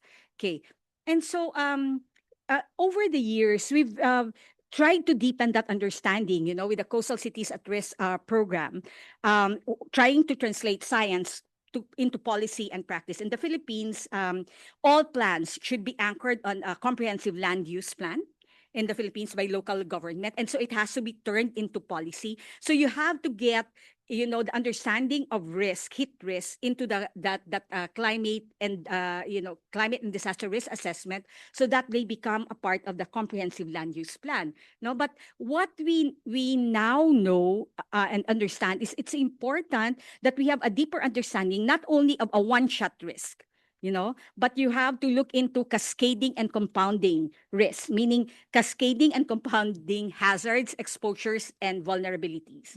I am not a mathematician. I'm not a physical scientist. I can only imagine the permutations, and it's very interesting when it's translated into stories. Next slide, please. And this is where we had a challenge. How do we really translate all of these into something that people will value? Everybody talks about climate change, but then zoom, it goes out there, and then COVID happened. COVID happened. But before that, there was already a group of mental health experts, also in the city, was very concerned about the rising suicide in the suicide rates in our city, brought about by other factors, and then of course you have, COVID happening, and then families who are poor, as it was stated also in the example of Cox's Bazar, they're normally trapped in dense places with very small spaces, and so imagine heat, interacting with your mental health issues, what will happen? And that's when we started a program in the city. It was called Ginhawa. We need spaces to breathe, but you cannot do that where there are no open spaces and where there are no green spaces. And that drove many of the advocates to come together to lobby with the city government that we need to transform open spaces in Iloilo into green spaces. Now, if you go to Iloilo City, our local government decided to transform all plazas into green spaces. So they removed the concrete infrastructure, they planted them with trees, they started growing them. And so those photos that you have, on preventive measures, they're part of what the city is doing. We've tried to, really recover the water bodies, and as was shown to you earlier, we also told them the interaction about heat and COVID at the time. That's why our vaccination strategy during COVID time was heat informed. So this is only one of the examples that we had. Had I time, I'd also like to share with you that we had artists being involved in this program. So they composed songs for this. And then next slide, please. Okay. Now, one of the most interesting things also that we learned is, we can always move to cooperate. We have already advocated for whole of society approaches versus simply whole of government approaches. But we also learned that issues such as heat, they don't understand geopolitical borders. They will cross boundaries. And so with the help of APEC, APEC,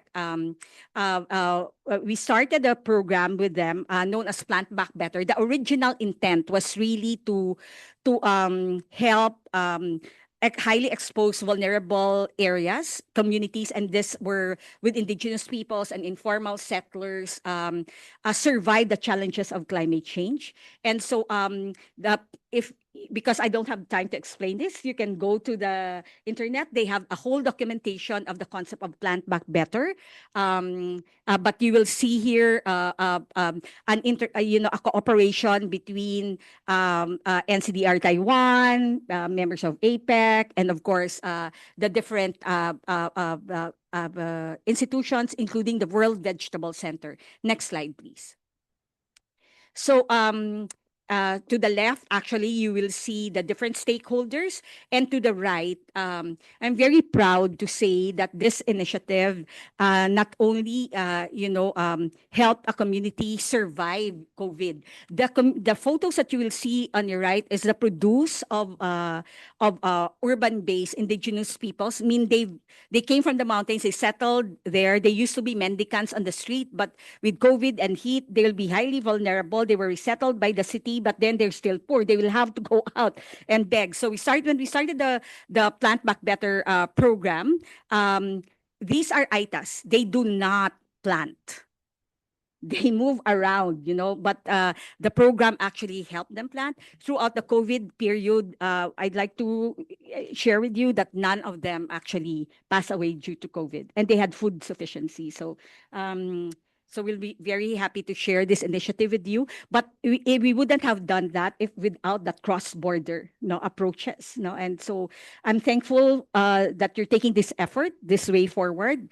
Hopefully, we learn a lot from Bangladesh, India, South Asia, and of course, other parts of Southeast Asia for this. Next slide, please. And then, but the question for us really is, how can science drive responsive, adaptive, and transformative action? We all know, and we came to realize that we cannot just focus on green solutions. We're a coastal city, so we need really to embrace the reality that we are a coastal city, we are in an archipelago, so we need to think about the interaction between green, blue, gray initiatives. But more importantly, looking at this in a systems thinking approach. Now, the last slide of Iloilo City showed you the different offices working together. They used to work in silos, each one working on their own, but systems thinking taught them to collaborate so that slowly we can actually come up with a more integrated program. But we also realized that the city cannot do it alone. Why? In Iloilo, in the Philippines, we have incoherent policies. No, I would have to say that incoherent policies, meaning the national policies are not really very helpful sometimes for the local governments. And so what they did, this program on Project Transform, was unpack where the issues are and got the national government working with the local government, because the national government was so used to just dictating what the local government is doing. And so that will be an interesting thing when you start working in a city like Iloilo. When slowly we're actually moving towards that direction with Project Transform in Iloilo City. We've started greening those spaces that were identified to be really heat-prone areas, because we'd like to say that our original planners perhaps were very inspired by Hong Kong and Bangkok. So trying to build it at all concrete. So now with the Project Transform, but learning to work together, we're hopefully, going to make Iloilo cooler. Just for one final, last, Yeah, we have just last, 10 yes. minutes left. Yes, Like just one last nine. point. From a practitioner's perspective, we need to have faith in people. We need to have faith in people, and we need to have faith in ourselves, that despite the big challenges that we have, we will be able to make a change. And to do that, we need people to believe in themselves. I think I end there. Thank you so much, Ms. Jessica, for the reflections. Yeah, I know that in every city has different challenges. We know that Iloilo is an island surrounded by oceans, and like 10 years before, I never think that it might also have some experience on the urban heats, with this kind of El Nino impact, etc. I think before we move to the question and answer and also the session 3, we'll have a coffee break, 10 minutes. Yeah, as per schedule, we have yeah. Is it okay? We have a 10 minutes coffee break. Yes, we'll be just down the hall. And for those who traveled, if you have boarding passes that you haven't given to my colleague Kunsir Kun, she is outside. Thank you. We'll be back in 10 minutes. Yeah, 250 maximum. Yeah. I'll push the end. I'll shorten my reflections.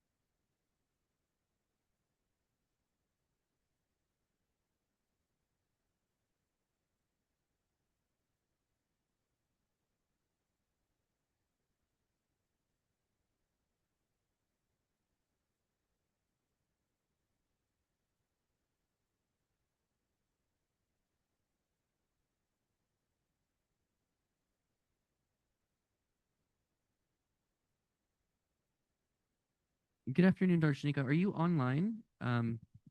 If you are, do you mind making yourself heard? Just want to test your connection. Hi, good afternoon. Yes, Can you perfect. I can hear hear me? you. Yes. Would you mind renaming yourself? I think when I shared the link with people, it made everybody just have my name, which is I silly, see but that. yeah. Okay. Are you able to Okay. rename yourself? If not, I can do Yeah. it manually. Yeah. No, I can do it. But nice, you're audible in the room. We are running about 10 minutes behind. Okay. But hopefully no more than that. And then Okay, we have great. a master slide. So you can just tell us to move ahead, if that works for you. Yeah, that's fine. Okay. So you're happy to share from your side? Yeah. Yes. Okay. Great. Okay. We're really happy to have you again. Really appreciate you. Yeah, joining great. us. Thanks so much for inviting me. Yeah, and then so I I think will. feel free to stay, or if you have other things to do, I think we'll be with you around between 3:20 and 3:30. Hopefully closer to 3:20. Sorry, that's Bangkok Yeah. time. So in about Yeah. No. Yeah. an hour, I Okay. believe, or 50 minutes. Yeah. Okay. Perfect. Thank you so much. I'll see you then. See you then. Bye. Okay. Bye. Can we join again by 2:50? Yeah. Yes. We're gonna come back in about 5 minutes, but if you have to leave and come back, that's totally fine. We'll also be recording. Okay. Okay. Thank you.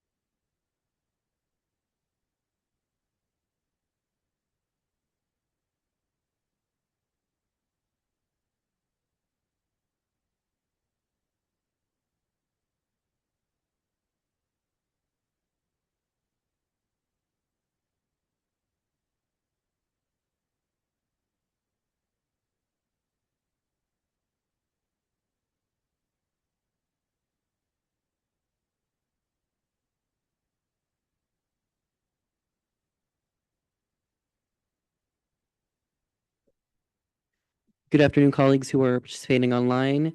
We're going to be starting again very shortly.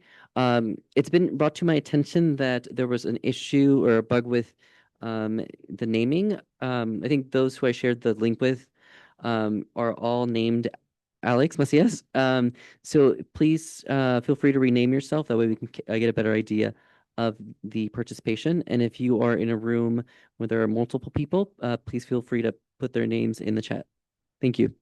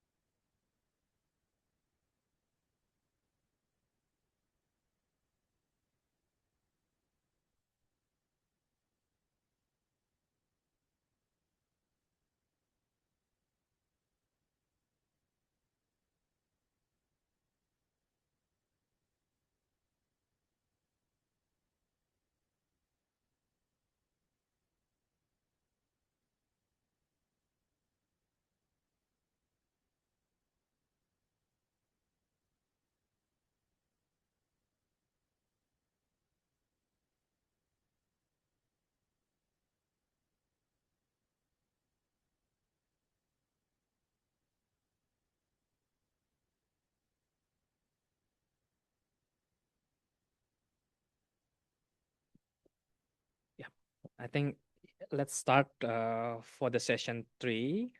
In the previous session, we heard more about the real and growing challenges cities face, like dealing with the urban heats. And also now we are going to shift our focus towards solutions, and also specifically how cities are organizing themselves, integrating the heat into planning, and also overcoming barriers to implementation.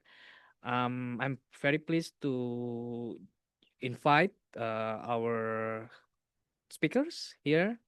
We have Mr. Ponpom Fikisrit, advisor to Governor of Bangkok, Chief Sustainability Officer, Bangkok Metropolitan Authorities, or BMA. I think 10 minutes, you have the floor. Yeah, over to you. Thank you very much, Chair, and good afternoon, everyone. So if you're visiting Bangkok, then welcome to the city. Hope you're having a good time, and it is very hot, so a very timely topic. So today I'll be talking about the approaches to strengthening urban heat resilience planning, which is done by the Governor of Bangkok's office. So this is just to shine a picture for you. So our summer months is March to May, around three months time. So before that is a PM 2.5, like winter month. So we have kind of like skipping from one problem to another, right? So but last year it was relatively okay due to the La Nina facing. So we only have 40 days where the heat index is over the limit set by the national government. But the year before, which is El Nino, we had 58 days. This year is El Nino, and people keep saying that it's going to be worse than 2 years ago. And as you can feel it, it is very, very bad and become an issue that everyone talks about. So it's not in terms of just the days, but the actual heat index is, on average, is higher than the last 2 years as well. So 2 years ago was the first time we had like a heat action plan. I mean, before that doesn't mean we didn't do anything about heat, but it was more of a very done in a silo manner. Each department doing their own thing, never really integrating.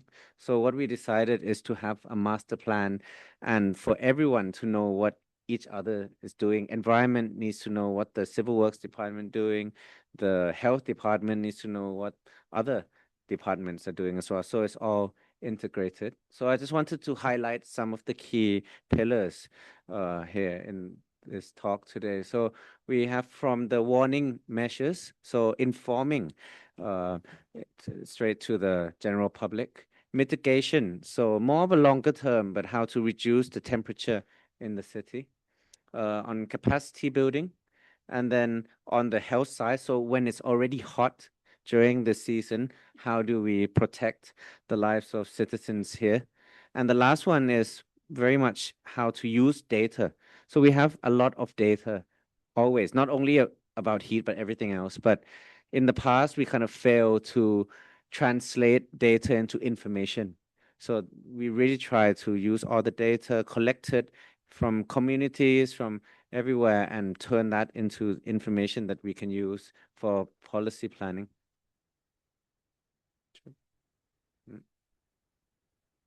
Okay, so the first measure talk about warning. So on the left-hand side, I think this is the hardest task. Why? Because it's always hot like this in Bangkok. It's not just something that suddenly became an issue for the people. People always say that, oh, it's always hot. It doesn't matter. We'll be okay. I mean, we've, lasted, our lifetime already. But with phenomenon of climate change, we saw rising in temperature from, past decades, and also rising humidity as well. So the first thing we need to communicate to the people that you have to be aware of heat index, which is the temperature and the humidity times together.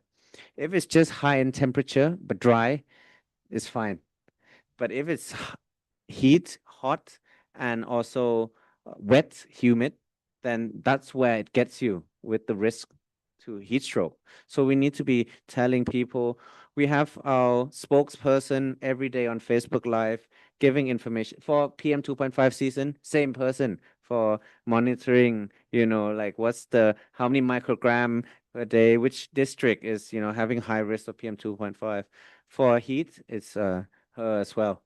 And then we have information. So the infographic to the left is we also talk to all the news media. So once we post each day, you pick it up and then disseminate to the public. So we have good relationship with the media sector as well.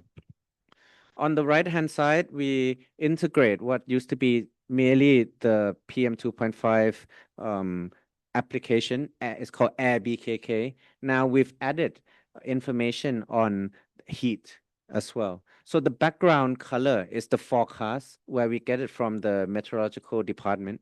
So we say, okay, the next 10 days, what color in terms of the heat index it would be. But the symbols, each bulb, it's from our PM 2.5 measuring stations. But each of the PM 2.5 stations have temperature sensor and also humidity as well. So we times the two and report it straight to the people so they can see the effects in real time.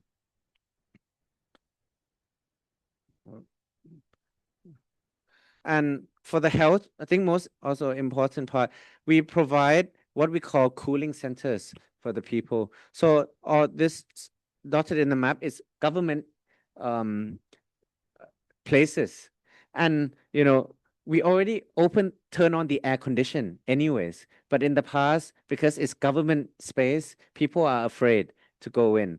Now our policy is just to open all of our government space, put up a big sign and have friendly staff say, please come in, etc. Provide water, provide medical supplies, and our staffs are trained. So they know if someone comes in, looks like might have potential of a heat stroke symptoms, then can connect them to the right agency, etc. So we provided now 313 cooling centers. So you ask, what is it?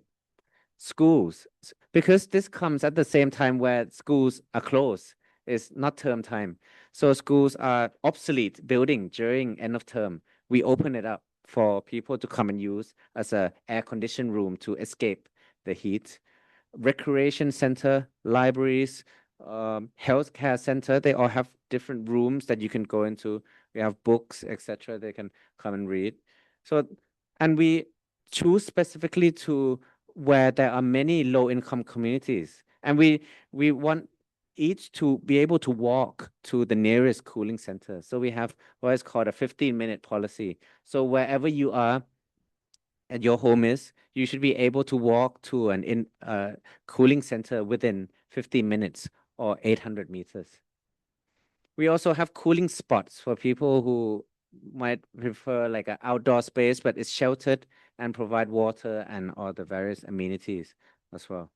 So this year is kind of the first year we really pushed this out, and now we have a lot of attendance. So 2 weeks, we have 60,000 people using the cooling centers. And it's open just 10 a.m. to 3 p.m. And after that, it's okay. Drinking stations. Actually, we did this as a policy to reduce plastic waste, but then it also became a vital component for our heat issue as well. So we provide free all around the city. We also, so 200 of them we invest, but 2,000 of them we ask private sector to invest. So if your office building downstairs where general public can come, we ask them to install water refill stations, or shopping malls, etc. So we get a good cooperation from the private sector as well. And AED spot dotted all around town, and we have a checkup.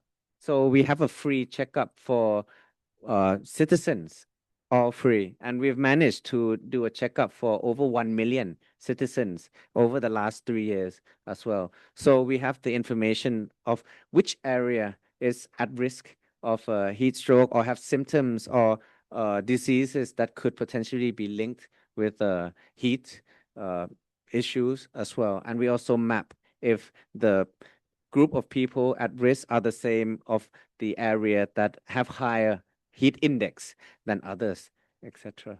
So we identify the risk group as well. So we found out that not only the elderly or the young that are affected by heat issues, but strong middle-aged people who have to work outdoors, etc., are very high risk profession as well.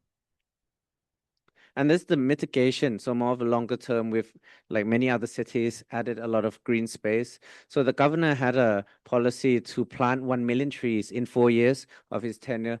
But so far, we've managed to add 2.5 million trees already, and all are documented on our tree.bangkok website. And we ensure that more than half have to be perennial trees, the big trees that will grow the future to provide shade, etc. And we also do like small pocket parks. So Bangkok is a very dense city, so very difficult to find open space, or if it's free space, free land, it's probably owned by private individuals or private sector. So we have to be very creative on how we add the new pocket parks. So we talk to temples. So we have temples everywhere in the city, and sometimes they have car parks, too big, and we ask for half of the car parks and turn it to and invest in the green space. So temple like it too, right? Under the expressway or empty spaces in the communities, we're happy to go.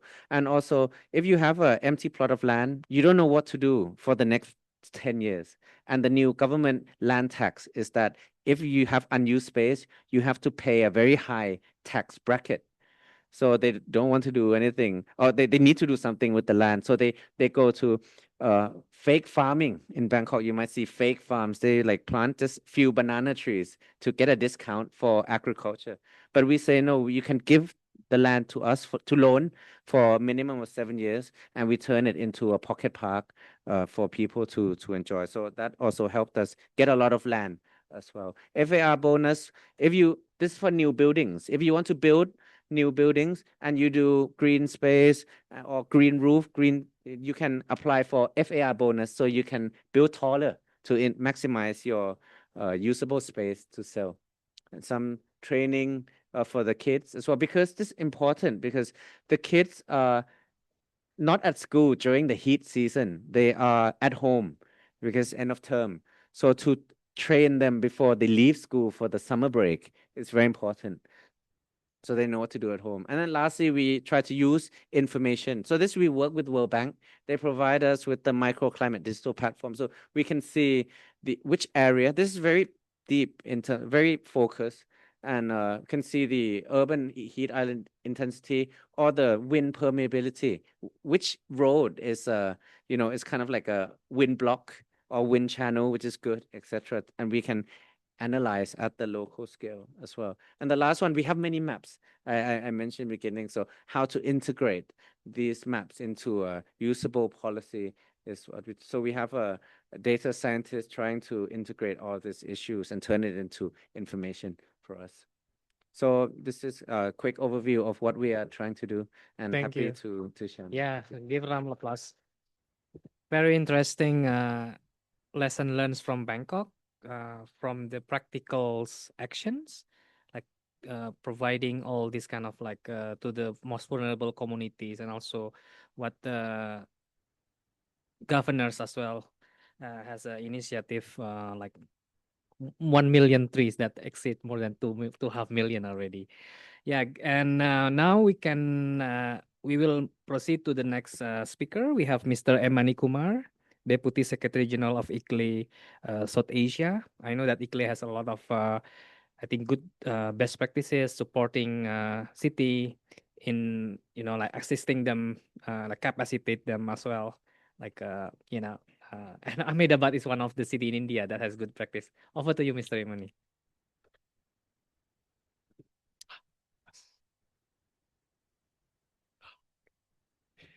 Thank you, moderator, and thanks to ESCAP for giving me this opportunity to present ICLEI's work.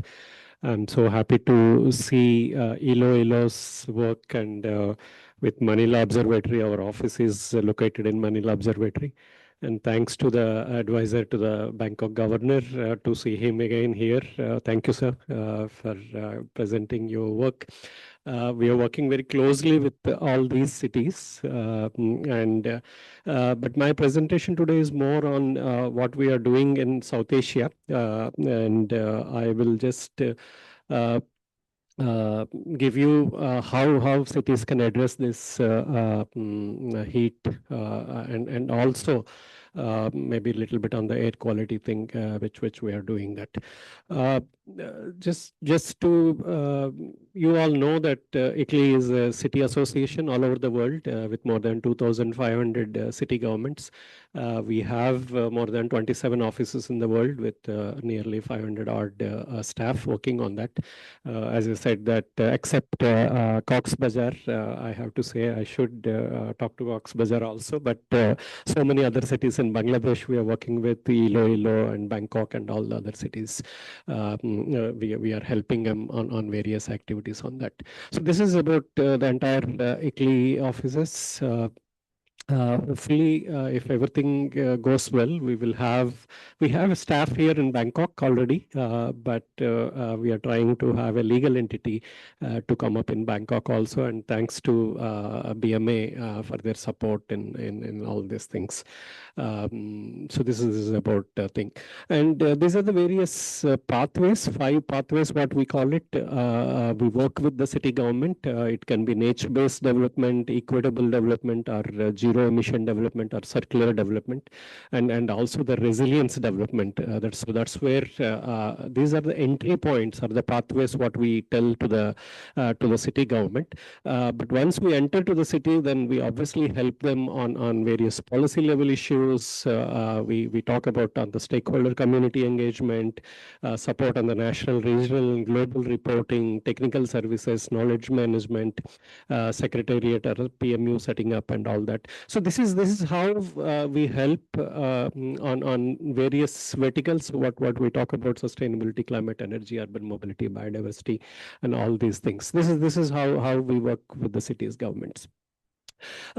ICLEI is actually working for the last almost 20 odd years, or even more than that, I can say globally around 36 years, but regionally around 22, 23 years. We are helping cities mainly to work on the climate change adaptation and mitigation action plans, which also includes the heat resilience. That's the main part which I want to bring that up.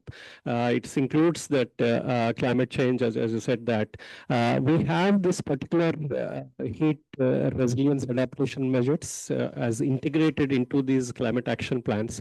And I will show you some examples as part of that. This particular methodology is as per the IPCC methodology for the climate change thing. And it also has obviously tried and tested in more than 50 Asian cities. That includes some in Philippines and also in Indonesia and Malaysia. We are now helping almost 14 cities with the ADB support, and also in South Asia around 40 odd cities, which we are helping them on that. What we do as part of this climate change action plan, we do city profiling. We also do GHG emission inventories and climate risk vulnerability assessment. As part of that, we, as I said, that heat assessment. Okay, air pollution related activities, and also obviously flooding is another vulnerability which we look into that. And then come out with all this analysis, come out with the integrated climate action plan.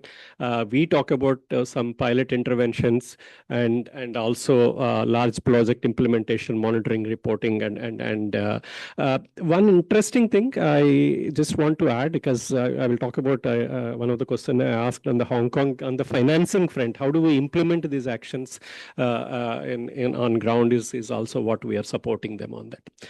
This is about the heat methodology. We obviously, the cities commit and mobilize on the institutional structures.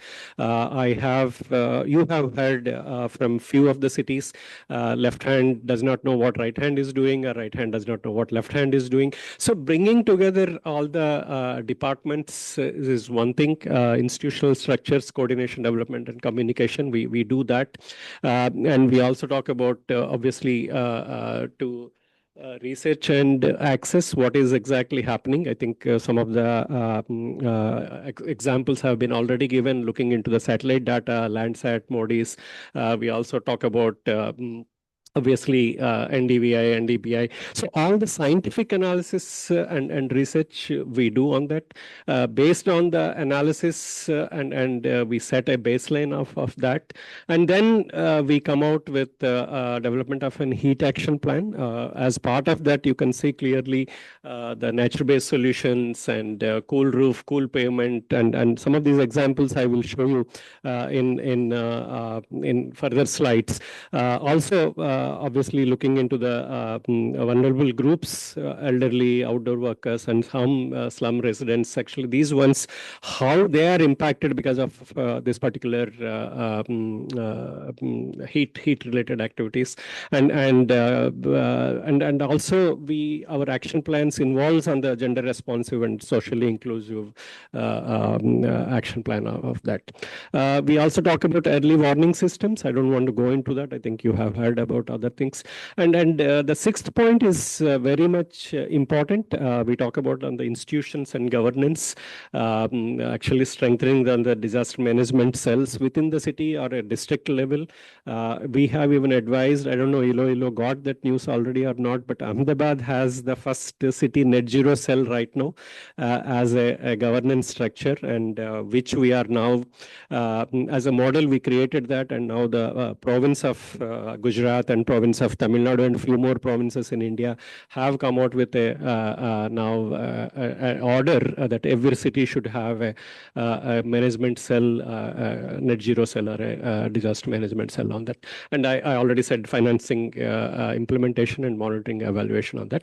And collaborative and advocate and inspire. This is like we also talk about obviously the best practices and how we will take it forward. I don't want to go into too much of details here. This is about more on the technical. I know that I think organizers are sharing all these. That's why I have included all these ones. So this is how We looked into the hazard, the exposure, and vulnerability. I think the advisor governor also talked about these things. So, in a systematic, scientific way, we come out with the action plan, and we help them out on that. The next one is about we have few regional programs. We have Climate Development Knowledge Network under CDKN, and also we have Asia LEDS partnership, Asia Low Emission Development Strategies. So under that, we work with obviously at a building level interventions. We talk about a neighborhood scale analysis, ward level analysis, city level planning, and also the state level and the national level strategies on that. And on the right hand side, if you can see that these are the various mechanisms or various strategies what we talk about on the technical design guidelines, so passive cooling and retrofitting. We do a lot of micro scale drone thermal analysis. I'll talk about in another slide. Heat risk vulnerability mapping, heat action plans, and all those things on that. These are the few examples. The first one is the recently has launched by the provincial level urban heat island assessment and strategic governance for a province, which we have done that. I was telling to our Bangladesh colleagues, we have done the first heat action plan on a scientific basis for Narayanganj city, because we also have done a climate action plan there. So we have done this one. Narayanganj is claiming they are the first one in Bangladesh. We help them. Happy to talk to Cox Bazar also and see how we can take it forward on that, and other cities also in that. So these are the solutions what we talked about: nature-based solutions, engineered solutions, financial protection, and building structural resilience. I think nature-based solutions you already looked into. ILO, Bangkok, and all of them have talked about urban greening activities and other things. We also talk about a lot of Miyawaki forests, urban forest activities. I know that 1.5 million, 2.5 million trees plantation. But I think one point what advisor has said for governor, the native species, actually to bringing them to the helping native species to grow in the cities. That's how you can make sure that they are going to survive in that. Engineering solutions, cool roof, reflective surveys, urban cooling sectors, and all these things. On the financing front, we are actually a little bit working at not in this part as yet, but in with the KfW support in Latin America. We have started with mainly on the flooding, but also on the heat front. Also, we are talking to them to make sure the risk is part of that insurance system. What the citizens as well as the city governments are working on that. So more on the parametric heat insurance, and that's why I also asked even heat bonds is happened or not. Some of the cities are really looking into that and taking it forward. Malaysia, we are talking on the sovereign risk pools, and also again in Latin America on this. So we will come back on this with more information, hopefully for all our members, and yeah, happy to share that information also. And building structurals, I think my friend Kanagraj will talk about more maybe tomorrow on on this. But these are also some of the examples what we have looking into that. Again, these are some of the guidelines. I'm going to leave this with you, either heat resilience toolkit or Miyawaki guidelines, technical guidelines for heat resilience and sustainable cool buildings and all this. These are all available on our website. Happy to support you if you need anything on that. This is one thing which we have done it, and which has now part of like a scientific basis. It's not just only the land surface the heat index, the temperature at the land surface, but it is also on the buildings. Actually, you have like 20 floor, 30 floor buildings in Bangkok. Advisor was showing us his buildings, and Hong Kong also. So at what level, how the road surface temperature and how the temperature is going up, the temperature changes when you go up on the buildings also, which we looked into. If you have a concrete jungle, then you have temperatures going 5-6 degrees up, even if you go up. But if you have a lot of greenery area, then the temperature is coming down 2-3 degrees centigrade. So we did it through the drone analysis on the height related activities, and also on the surface related one in a scientific way.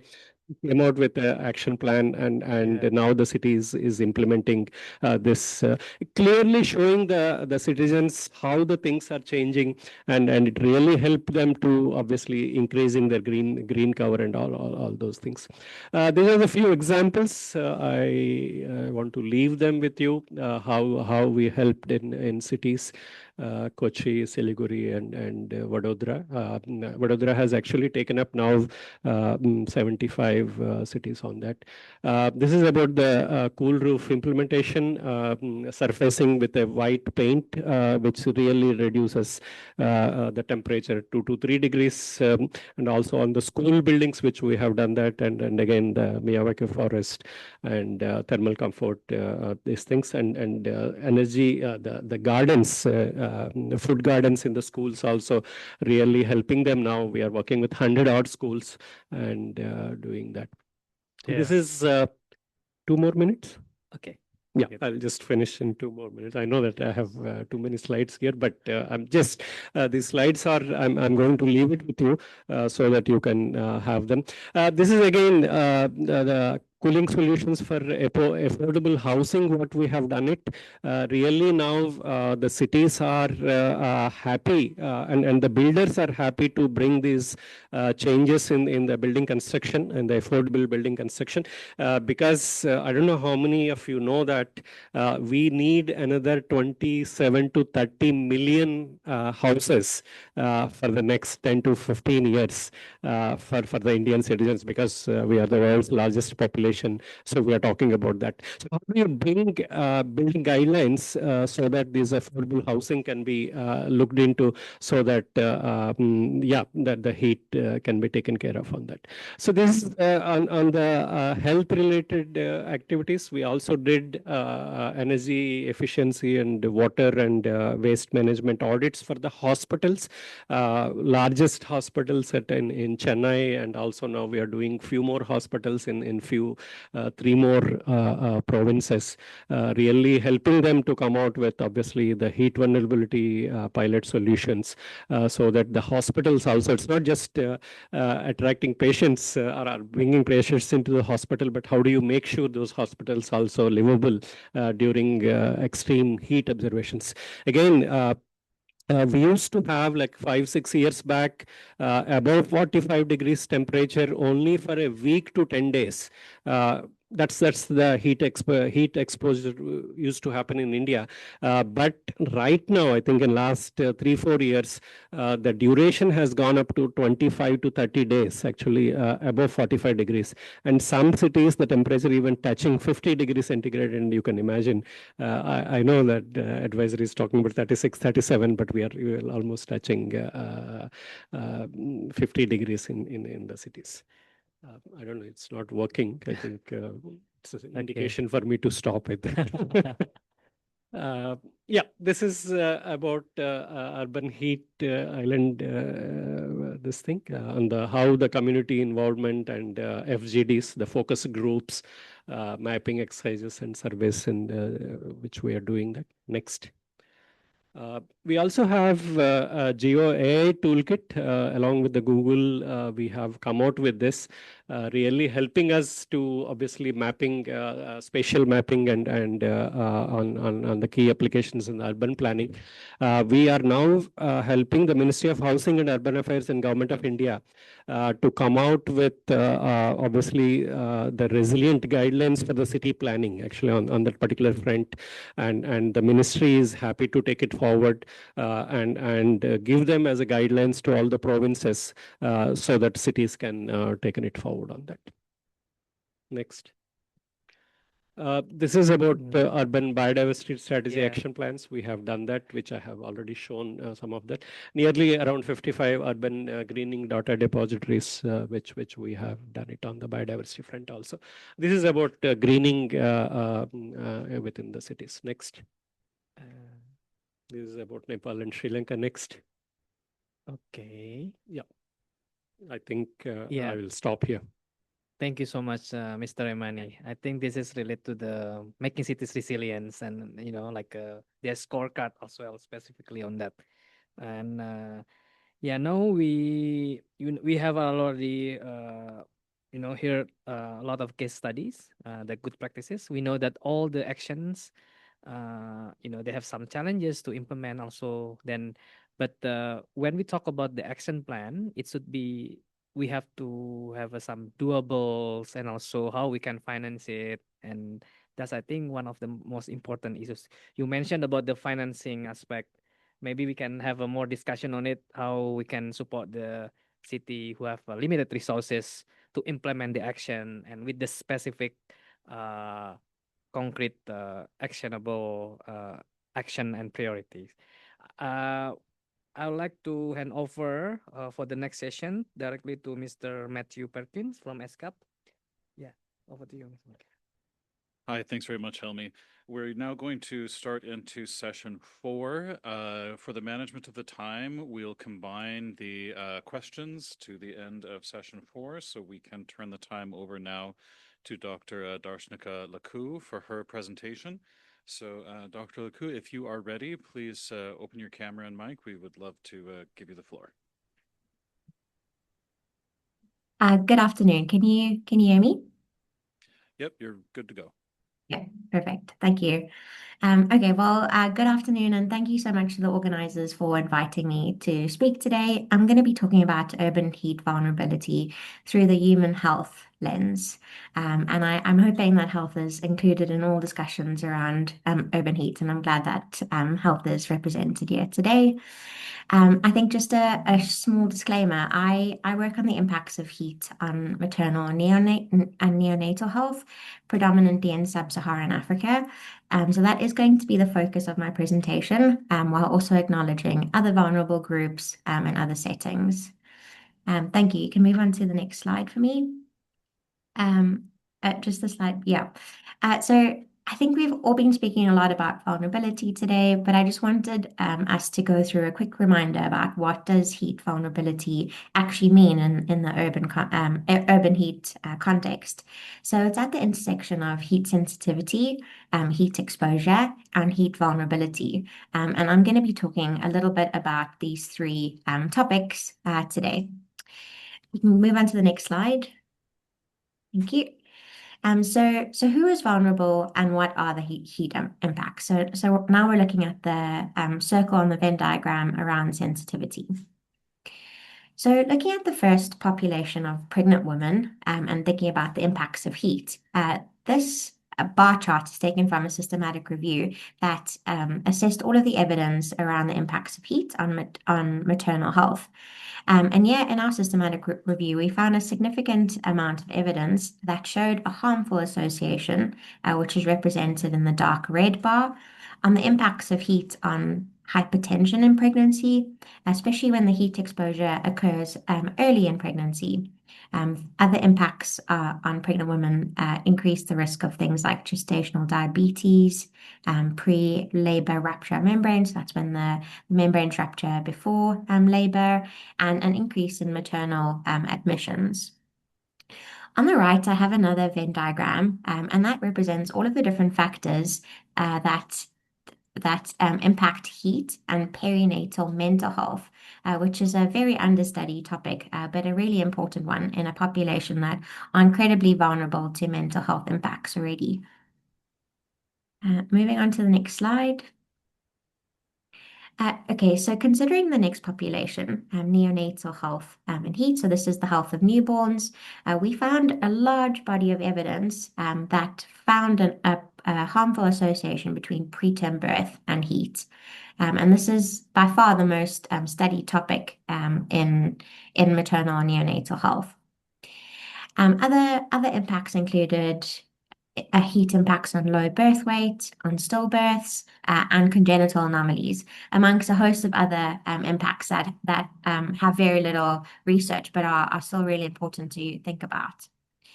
When we did a meta-analysis on the impacts of heat on preterm birth, we grouped it into different exposure types. So when we looked at the odds of a preterm birth during a heat wave, we found that there was a 22% increase in the odds of having a preterm birth across all of our studies that were included in our systematic review. Similarly, we found a 4% increase in the odds of having a preterm birth per degree increase in temperature. So these are significant impacts on preterm birth, which we know has an impact throughout the life course for an infant. Moving on to the next slide. The next population we're going to be thinking about is children. So the study on the left is taken from New York, and it looks at the increase in hospital admissions with heat exposure. And here we see an increase in hospital admissions immediately or on the same day as heat exposure. So that's at lag 0. We also see an increase at lag 1, but as the heat exposure time carries on, we see less impacts on hospital admissions. And yeah, what's important is that we see an increase in hospital admissions for illnesses like cardiovascular or respiratory illnesses, but we also see an increase in admissions for accidental injuries like motor vehicle accidents and drownings, which are an important consideration when thinking about emergency services. On the right, we have a word cloud that represents a growing number of terms that fall under the umbrella of something we call psychoteraptic syndromes, which are psychological distress related to climate change and is of growing concern in the adolescent population. Next slide, please. Then the second last population, vulnerable population that I'm going to be talking about today are healthcare workers. And we've been doing a lot of work in Tshwane, which is an urban area in South Africa, in healthcare facilities. And here we assessed through a mixed method study the impacts of heat on healthcare workers. And these were taken during a hot season in Tshwane. And we found that there was 25% of healthcare workers that were extremely exhausted due to the heat. And I mean, there are other factors that could be taken into consideration here. And the study's ongoing to compare these results to a cooler season. But also importantly, we found that there was 66% of healthcare workers that were found to be dehydrated during the hot season.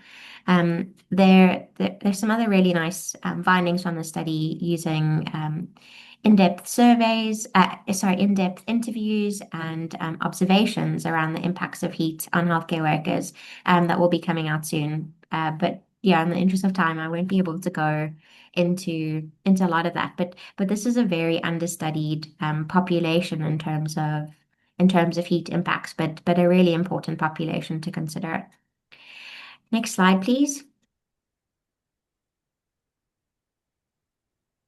Then the last population, which I'm sure a lot of you will know about, is the elderly and heat. And here we see an example. This is from South Africa as well, of that typical U-shaped curve where we see an increase in mortality past a certain threshold of temperature. And you know, causes the large contribution of causes is cardiovascular and respiratory. So just thinking about populations that have chronic diseases that are really important to think about. Next slide, please. Okay, so moving on to, so we've assessed heat sensitivity now. So now we're going to be looking at exposure and adaptive capacity as part of the heat vulnerability Venn diagram. So who is the most exposed and who are the populations that are least able to adapt? Next slide, please. So thinking about the built environment and gendered impacts, this is a photo voice study taken from, again, Tshwane, which is an urban environment, like an informal, so Tshwane in South Africa, and we've done the study in an informal settlement within Tshwane. So yeah, women were given a camera and through various workshops were taught how to take photos and how to document the impacts of heat in the environment, and they're also documenting what kind of interventions they do at home to try and reduce the impacts of heat. So I think these are really beautiful images taken by women themselves, and one of the big things that stand out is around the built environment and women describing how hot it gets inside their houses due to things like tin roof sheeting. So you can see that on the right. I was sweating in my tin house. I was about to cry because of the heat. The heat of the shack is too much. And then also describing the environment around the housing as being as a lack of green space and incredibly dry, and then also gendered impacts where women often have to walk and wait outside to collect water, and we're seeing this even in an urban environment. Next slide, please. This is a example. So this was taken from 7 households in Tshwane. So 7 pregnant women. We installed temperature monitoring in their homes in the main area that they would spend their time in, and these are the temperatures taken from their houses during an official heat wave last two years ago in March. And what's really striking here is that the temperatures in some houses got incredibly hot, as high as 46.9 degrees indoors, and significantly higher than the outdoor temperature. And I think what's also important here is to see that even during the nighttime, there were many houses that did not cool adequately and were in the extreme caution area during the nighttime. And that's an important consideration on the impacts of sleep and the consequential impacts on human health. Next slide, please. Then similarly, we measured the temperature in healthcare facilities again in Tshwane, and here we measured it in a hospital and in a community healthcare center. So on the right, you can see that for the hospital, the temperatures remained relatively stable, and that was due to the presence of air conditioning in the hospital. But in the community healthcare center, where there was no air conditioning, temperatures fluctuated, and on some days got incredibly hot, above 35 degrees, and there were very many days where it was above 30 degrees indoors in a healthcare facility where women are delivering and where babies are being born. Next slide, please. So what can we do about all of these impacts that we're measuring, and how do we protect our vulnerable populations? So over the next few slides, I'm going to be going through some examples of how we measure heat impacts and some of the some proposed interventions. So this is an example of vulnerability mapping, and I've seen a lot of examples of this previously, so I'm not really going to talk too much about this, but I think Johannesburg and Tshwane are known as some of the most inequitable places in the world, where you see a huge discrepancy in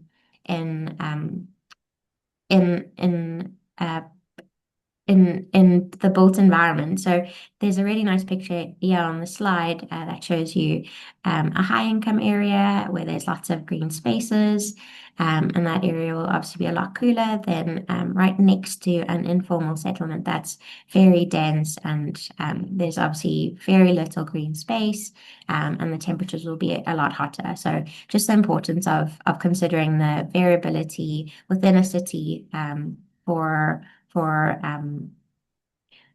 designing interventions. Next slide, please. So the next measurement that I wanted to mention is around heat health indicators, and the importance of measuring the impacts of heat in cities, and using that to measure the effectiveness of interventions over time. So the Lancet Countdown on Climate Change and Health release a report every year, and covering a large number of indicators, so around health impacts, around adaptation, and even economic costs of heat on health. And I think it's important for local governments and for cities to also think about how they are measuring the impacts of heat on health within a city, and how that can be measured over time to see if the impacts are growing or the impacts are reducing with all of the incredible interventions that I've heard about over this session. We've also been working with WHO, WMO, and UNFPA on heat and maternal and neonatal health indicators, and a report should be coming out later this year, recommending some indicators that can be used to measure health in that vulnerable population. Next slide, please. So now thinking about possible interventions, and I always like to think about them using a framework because I think it's really helpful to think about the different levels of action. So you can have an intervention at an individual level, at a facility level, at a community level, a district level or city level, and internationally or nationally, as well as across a number of different components, such as we've heard a lot around the built environment and nature-based solutions, but also things around behavior change, health systems and health system preparedness, poverty reduction, and policy actions. Next slide, please. So I'm just going to be Dr. giving you an Laku, if you example can of... move into your conclusion, please. Thank you. Yeah, sure. Okay. So I'm going to quickly go through a couple of examples. So this is at an individual level, and this is heat health awareness. And this is taken from Cape Town, where they've assigned a heat officer in Cape Town that's led a lot of really incredible interventions in the city. So this is an example of some awareness tools that represent different vulnerable populations, like older adults, children, as well as pets. And the image on the right is taken from an app that pregnant women can use to find out the weather and know if there's going to be any possible risk to their health, to their individual health, so they can insert different factors about their own health to understand their risk. And if pregnant women don't have access to an app, for example, these alerts and the targeted messaging around interventions can be done through community healthcare workers. Next slide, please. I think a lot of people have covered community cool spaces. Next slide, please. Healthcare facility adaptation. I haven't heard too much around healthcare facilities. So they can be specific interventions for different building types, but general interventions include things like white paint, nature-based solutions, and appointing a heat officer in a healthcare facility that can make sure that air cons are working, water's available, those kinds of little interventions that make a big difference within healthcare facilities. Next slide, please. Yeah, so these are examples of specific interventions based on a building type using thermal modeling and thermal mechanics. Next slide, please. Policy guidelines. I think a lot of people have spoken about heat health action guidelines. Next slide. And just the importance of intersectoral collaborations and making sure that health is included in the discussions.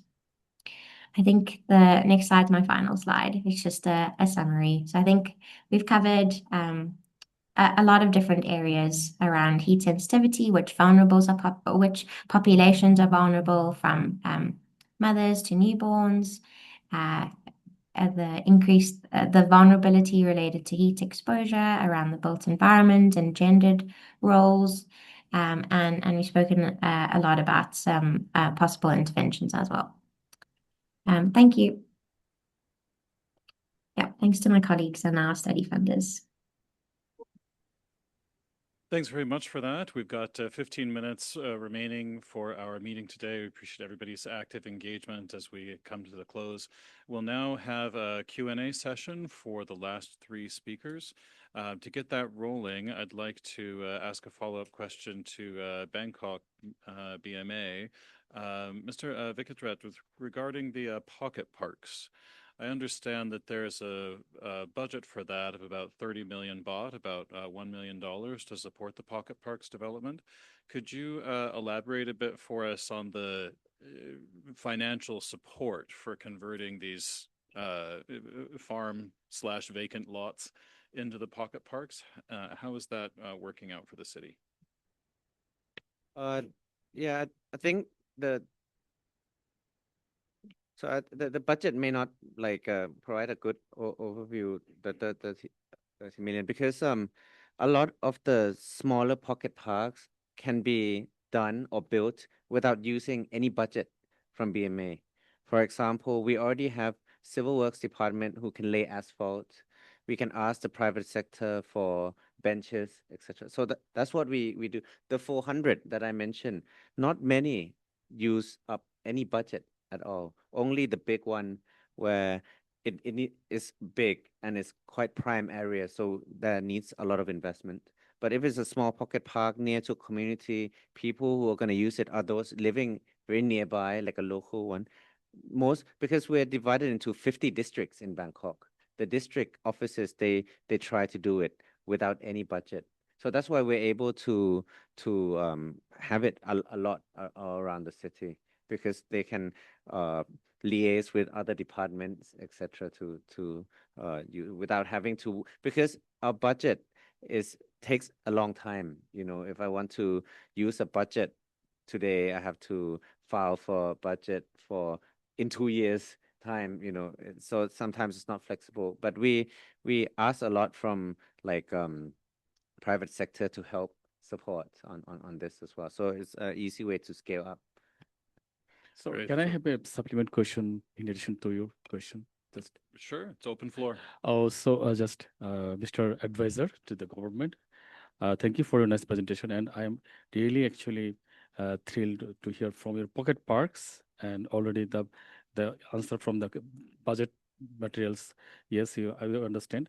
But my question is that, is there any policy or guidelines for implement these pocket parks? Suppose government and private sector to offset the carbon emission, like this private sector has suppose builds lots of infrastructure. So in that case, carbon offset is important. So they should build parks, communities with this with government part also, right? So is there any policy in Bangkok so that we can follow this? Thank you. Yeah, I mean, we have a net zero goal, but to be honest, if you're looking at just offsetting from trees, Bangkok is not a good area to do, because when they have a lot of big tree offsetting projects, it's probably in the north of Thailand where they plant thousands of hectares to get the carbon reduction from it. For Bangkok, you would have to get volunteers to do the circumference of the tree, the height, huge costs, you know. So our value for the trees is more on, you know, providing oxygen, providing shade, etc., more than the carbon, you know, carbon absorption. That's just a byproduct. Yeah, for us, that's what we think.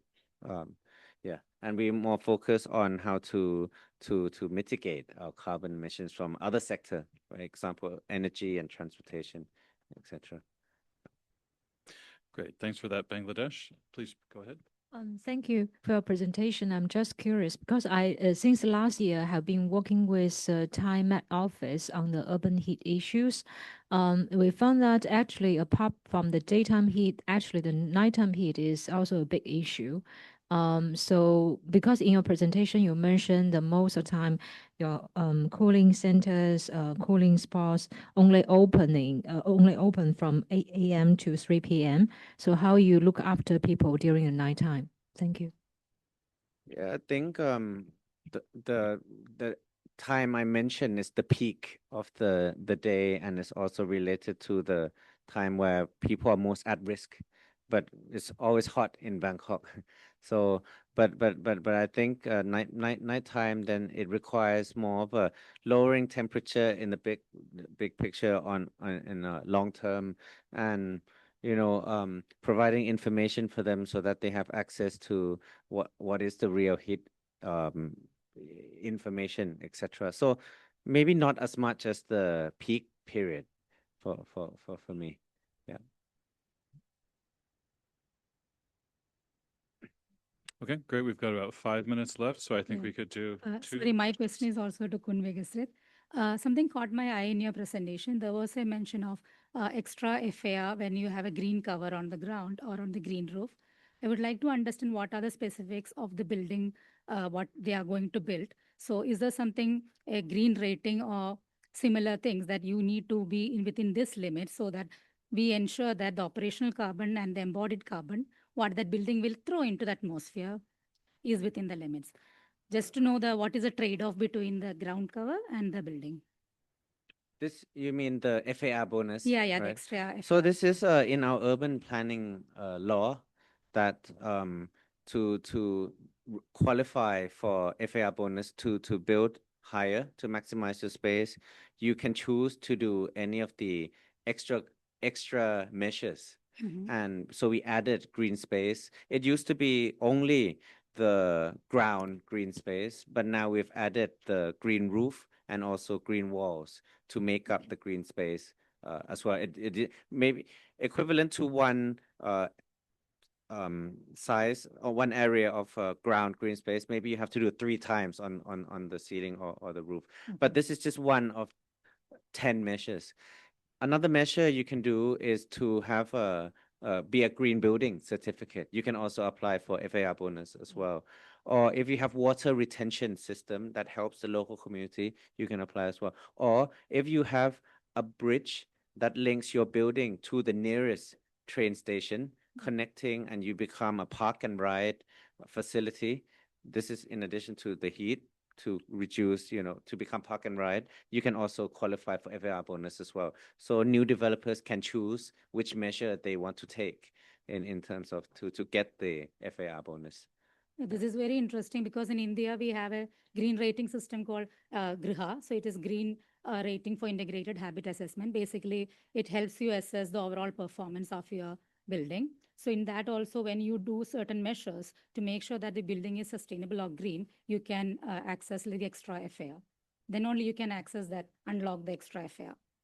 Okay, very interesting. And thank you for the presentation. It was very enlightening. Thanks for that. Just back to your has the next question, but just back to your first question on the green space. Also wanted to highlight something as well because in the past we take care of the big parks, like Lumpini Park, so we can afford to hire security, hire the guards, etc. So we can invest the budget in that.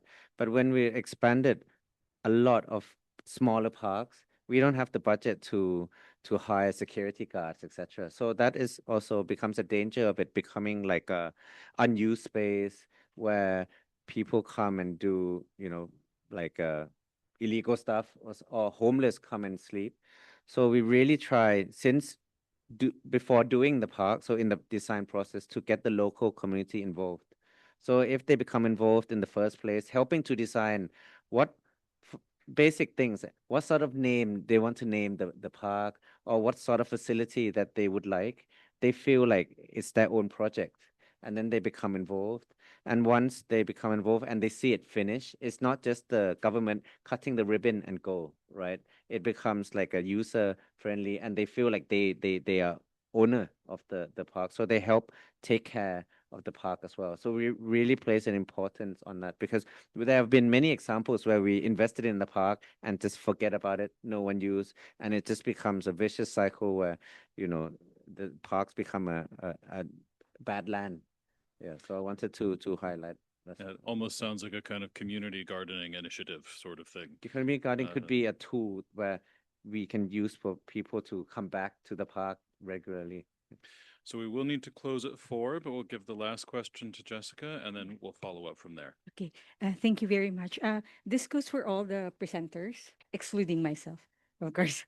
Now, because we've been hearing about the cooling centers and, of course, all of the other initiatives on the building design. But I have a big issue on short-term climate pollutants, air-conditioned areas, because they have, higher capacity to warm our earth. No? So I'm wondering what's the position, what's the principle that ESCAP and the different institutions are going to take on that. Just a curious question. I think maybe let's have that as a question to contemplate. that is really, we'll make sure to reflect that in the meeting report and in the discussions tomorrow. That really is a key issue that we're trying to address from this meeting. Thank you for focusing us on that. think we will need to formally close the session at 4, but everyone, please feel free to stay and keep talking. We're very much in favor of that. And if you have any questions you'd like us to circulate, let us know. We can do that. Just in conclusion, we will be starting at 9 a.m. tomorrow. Everyone, please be on time. And to mention as well, we will be doing some video interviews for those of you who might like to spotlight your initiatives further to use in further promotional materials. So if you would like to participate in that, please let us know, and we'll be approaching some of you to do those interviews tomorrow. So thanks very much, everyone, for participating actively, and see you in the morning. Thank you. Thank you.